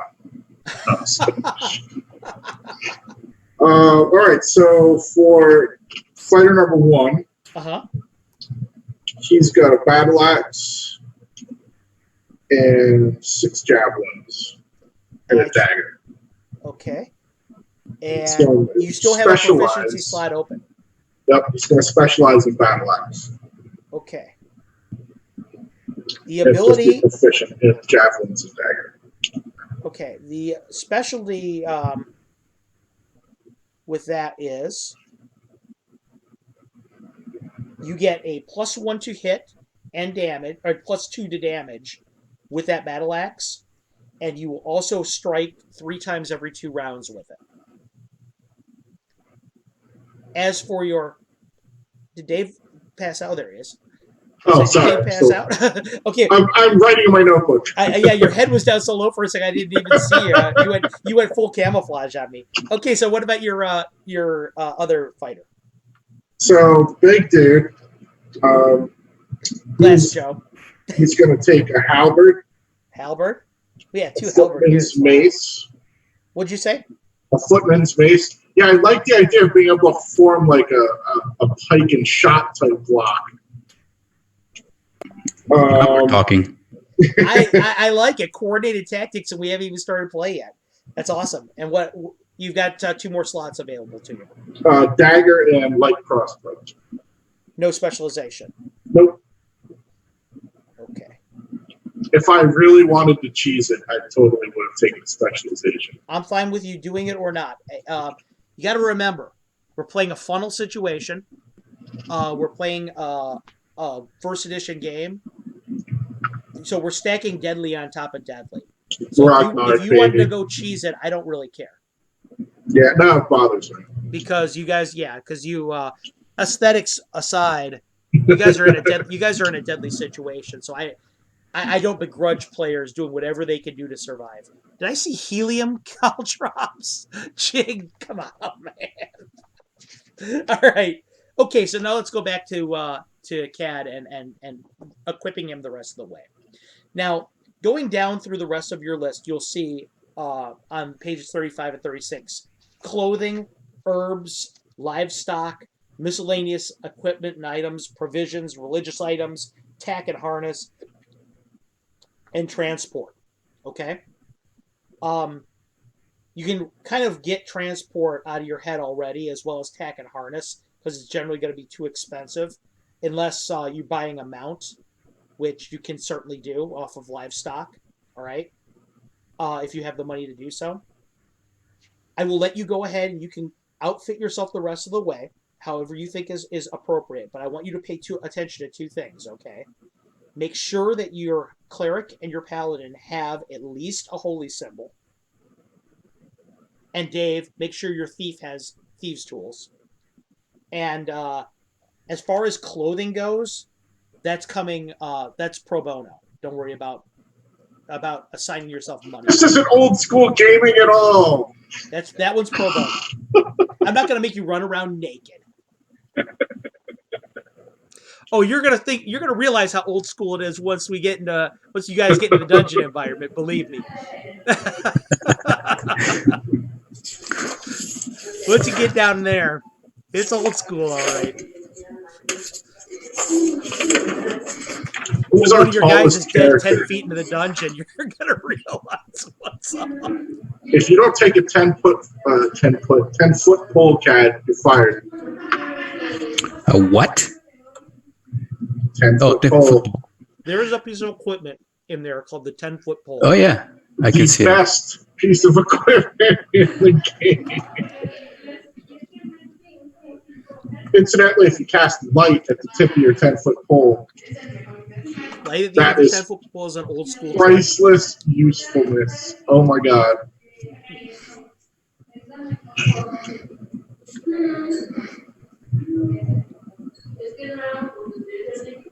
Keep in mind as you guys outfit other things about your characters. For example, some of you have improvision, so you may not need torches. But having a couple flasks of oil on your person to toss around may not be a bad idea. Keep in mind stuff like that. Keep in mind If anybody asks, it's just because I'm a pyromaniac. Keep in mind Not for that anything nefarious. at the livestock area, even if you don't decide that you want to buy a mount or anything like that, buying a dog is not a bad idea. A war dog in D&D fights better than a second-level fighter. And songbirds can help you keep out of those dangerous gas pockets. They can. They can. Just ask My your bird dwarves. died! Just ask Run! your dwarves. Dave, you look like you might be done with your characters. Are you finished? No, man. It took me longer than I expected to think about what I really wanted to do. Okay. Now I've got to equip the miscellaneous stuff. Perfect. Like a decent suckling pig, just in case I get hungry. That's a good idea. Make sure you buy the cutlery for it, though, too, because those aren't pro bono now that you reminded me I'm not old school.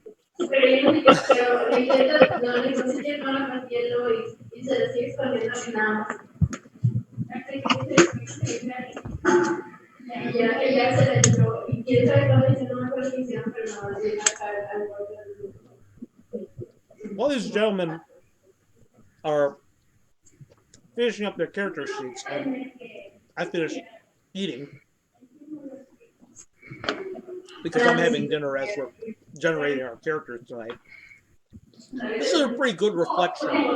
Dave's scathing comments towards me aside, this is a pretty good reflection of what old school character generation usually looks like. How certain aspects of the sheet inform other aspects of the sheet, and how a lot of your decisions are made for you, and some of them are so wide open that they inform the remainder of the sheet. So, for example, the alignment choice of gods for a cleric. the fact that you may choose a character with a to be a magic user, and it will inform your whole list of equipment afterwards. These are things that are very important in character building to the point where it's actually an art in and of itself. That you'll find out after you play the game for a long period of time.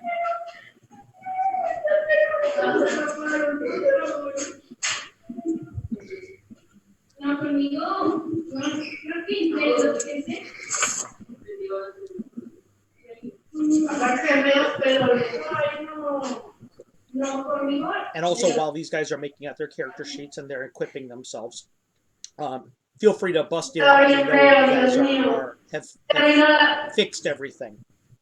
I'll go ahead. I'll give you guys some information, some news about Castle Entertainment, what we're doing in the near future. I've been hitting Twitch pretty hard lately with different shows and everything like that, but we'll be back on our normal schedule here going forward. Next Monday, I'm super excited to announce that we're going to have a very special guest here at caslHawk. I'm going to be interviewing Lawrence Schick, who is the architect of White Plume Mountain. He's the one who created that death trap module. He'll be able to tell you a little bit more about its genesis and what went into it, and the different, some of the challenges that went into making what's really one of our first Funhouse dungeons. Lawrence has a really interesting background in that after leaving TSR, he was an executive for AOL for a long period of time, and now he's working heavily in the video game industry. So listening to how he's going to, how one of his experiences informed the others is going to be really pretty cool in my opinion. He lives over in Dublin, Ireland right now, so he's going to be, it's going to be a special time. I'm going to be holding Castle Talk a little bit earlier in the day, but I will also be uploading it to YouTube as usual for those of you who can't catch the show. In addition to that, with April ending here soon and May, yeah, I hear it too, Jason. Hold on for just a second, Jay.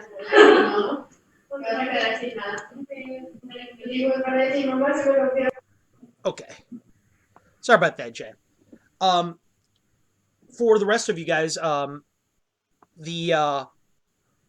was I? White Plume Mountain. Yes, thank you. White Plume Mountain. I'm really excited to have Lawrence on there. With April coming to an end and May just beginning, we're going to be doing new stuff with Castle Entertainment. I'm really excited to say that with our Patreon. The Patreon theme of the month for May is going to be halflings. Halflings are probably my favorite demi-human race. You're going to see a monster, a new spell, new magic item, mini module, all surrounding halflings. You're going to get an article from me about why I think halflings are really cool and different things you can do with them, ways you can employ them in the game, and why the halfling exists in D&D to begin with. A little bit. It's usually my articles lately have become half history lesson, half personal opinion. So they're mostly meant to hey Jay, it's great to see you again, buddy. Okay, how am I now? Gaetano, can you hear me a little bit better now?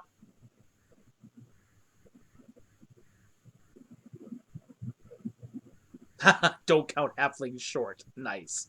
Well, anyway, yeah, I'm a big enthusiast of the halfling, and I think you guys will really enjoy hearing more about him. Thank you, Jay. That's good. Good. I think you'll be enjoying hearing more about them and how I think that they can be best employed in a game. We will also, that month, it is a module month next month, and I'm excited to tell you the module of the month in June is going to be the Sanguine Labyrinth. Sanguine Labyrinth was run over at Gamehole Con in November. It is actually the Dungeon of Bleeding Walls from the World of Greyhawk with the numbers filed off of it. For those of you who have read I use the Evil. It implies an ancient elvish dungeon in the Rovers of the Barrens territory. And that is what I have decided to expand into Castle Entertainment's first real mega dungeon. The first part of it that you're getting here, Sanguine Labyrinth, details the first three of the levels of it. And I will be later in the year doing the second 3. It's a total of a 9-level dungeon. It is probably the best reviewed dungeon I've gotten from my different players, so I'm really excited to see what you guys think of it. It will have, blood, blood, blood, blood, blood, and still more blood than that. I mean, this is a place where the walls drip acidic blood, and there's gas everywhere inside of there. So just the environment itself is nasty enough. But yeah, I'll be running. I'll be doing the next 3 levels of Sanguine Labyrinth here later in the year, so you guys can look forward to seeing that. I'm excited about it, but I think I'm more excited about the fact that I believe Sanguine is the first module. No, it's actually you'll be Squaring the Circle is the first module that you'll be seeing my new mapping style. I've gotten a lot of commentary from different people. A lot of criticism for the mapping I do, and it's justified. I'm not a cartographer. I suck at cartography. However, I have learned, actually one of the first people who called me out on it is Dave. Dave was like, hey man, you really need to do something with your cartography. It's letting down the rest of the module. And one of our other subscribers, Andy Markham, felt the same way.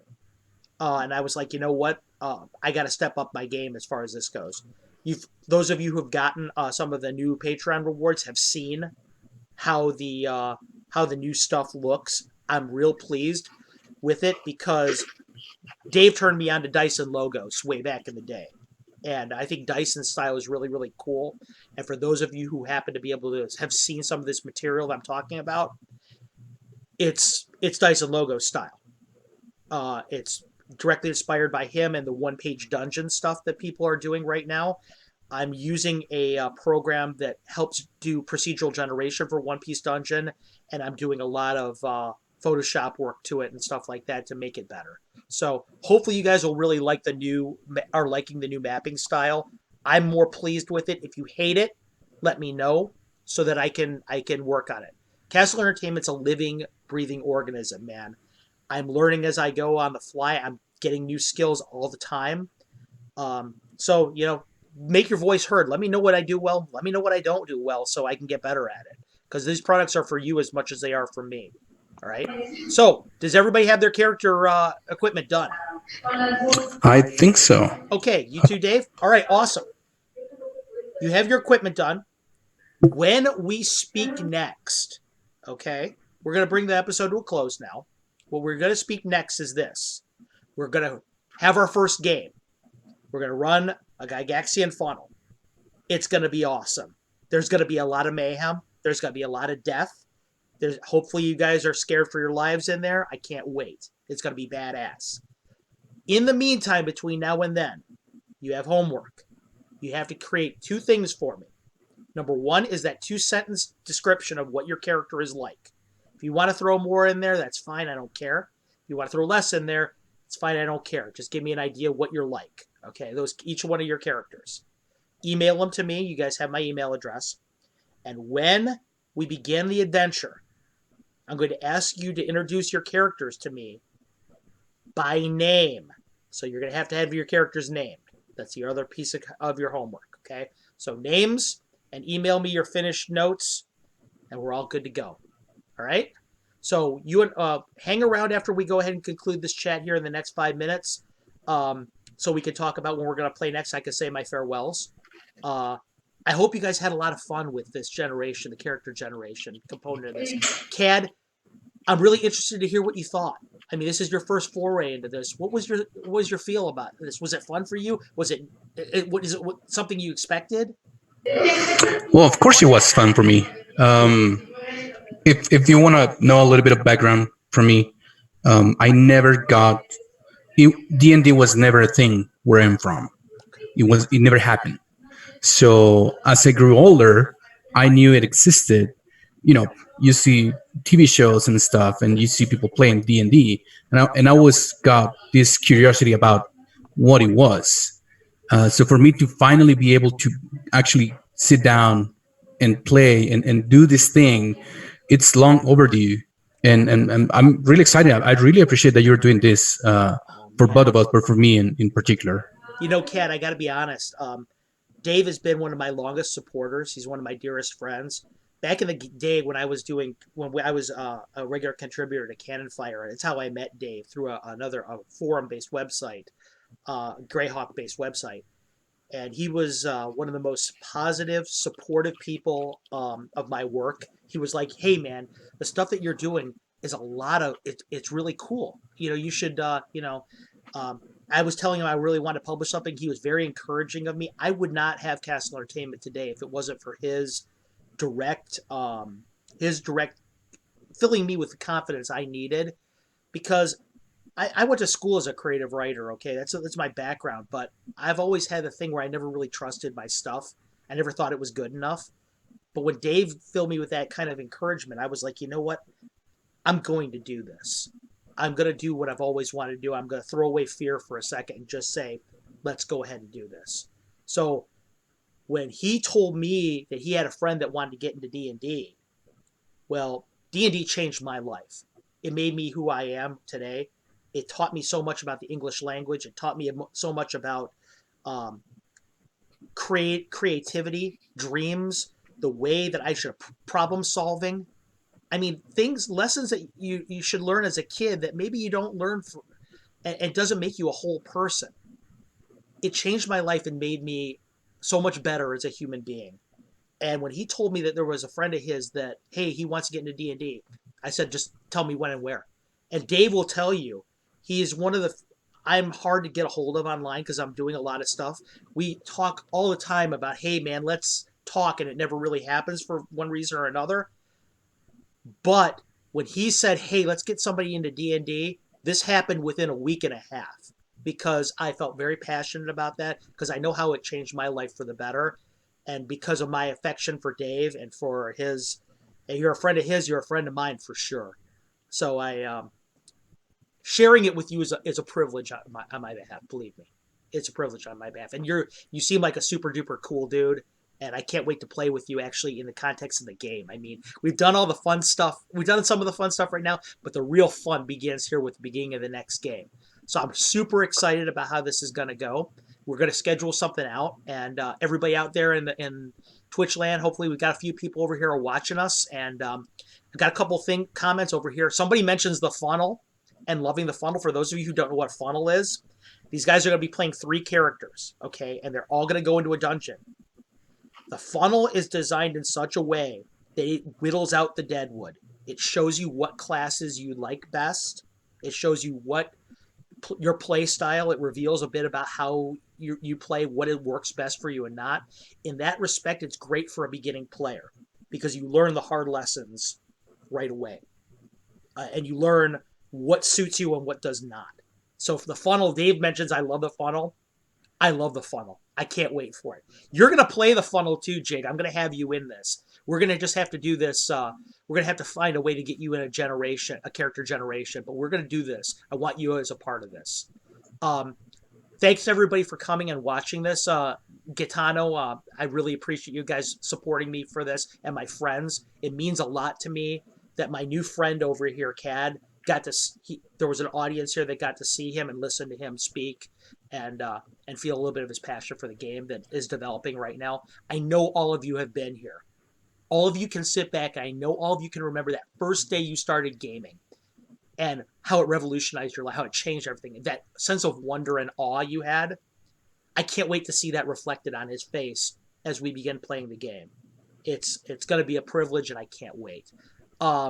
As far as creative hockey, yeah, I went to school as a creative writer, but I actually had a scholarship in hockey, so that's basically what paid for it. So that's what Jason's creative writing hockey thing is about.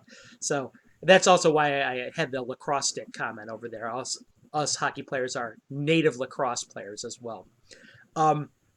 Before we go, there's one last thing I want to mention. For those of you out there in the audience, there's a couple people out there. Jason, I know you're one of them, and Gaetano, I know you're another one of those that really want to play. I am going to be having as you know, I unveil all my modules at conventions. I play test them there. I had 3 modules ready to go that have never been play tested. They need to be play tested before I publish them. I'm going to need players for that. Now, the way that this is going to work is on May 11th, I'm going to be playtesting Squaring the Circle. The first people that get the chance that I'm going to invite to that are the players that signed up for it at GaryCon. That's only fair. But I presume that several of them will not be able to play for various reasons. Maybe they don't like the format. Maybe they don't like online gaming. Maybe they've just changed their mind, or maybe they're not available. I get it, believe me. I don't hold anything against people that can't participate. But if I do not have people, enough people to playtest, because that game needs 7 players, okay, no more, no less, has to be 7. Expect emails that I'm going to be reaching out to people. So Jason Zavoda, I think you'd be the perfect player for one of these roles as one of the 7 Gnomish brothers. This whole adventure, for those of you who have never seen it before, it's the last episode in my homage to the movie The Magnificent Seven and Seven Samurai, in which we have 7 Gnomish samurai that are dealing with a problem in the center of Ulick. It was all designed originally around a desire by one of my other supporters, J.C. Luxton, who's a great friend of mine back from the Cannon Fire days too. I'm pleased that from tiny acorns, mighty oaks have grown. It's cool. It'll be cool to finally wrap up a trilogy besides Marquesa, so I can begin working something else as well. Because whether you succeed or fail in this mission, it's over. It's going to change the topology of my world, possibly, depending on what you guys do. So, something you guys should keep in mind, the failure or success of your parties in my module informs what happens going forward in my game world. It's a living document. So if you do something really cool, your character may be referenced in another module or something like that, or something that you've done. Like there's a huge crater now in the world. I may mention that you're passing through a certain part of the world and you see this massive crater there. So you guys are influencing the game world. I think that's important to know. So May 11th, Squaring the Circle. After that, you guys can expect to see some of the other stuff I haven't play tested. The 2 modules in particular, the number one of them I need is To the City of the Elder Gods. It is as bad as it sounds, okay? It is a module that is... I actually wrote it. I hope you're still out there, Greyhawk Mike, because I actually wrote this module with you in mind. It is a... all I'll say is 2 words. Eli Tomarast. Anyway, I'll leave it at that. For those of you guys who tuned in, thanks so much for tuning in. We're going to go our separate ways right now. These guys got to name some characters, and I got to hang out with the Merch Valkyrie. So thanks for tuning in for Casl Talk. You guys have a great evening. Stay safe out there and stay healthy, please.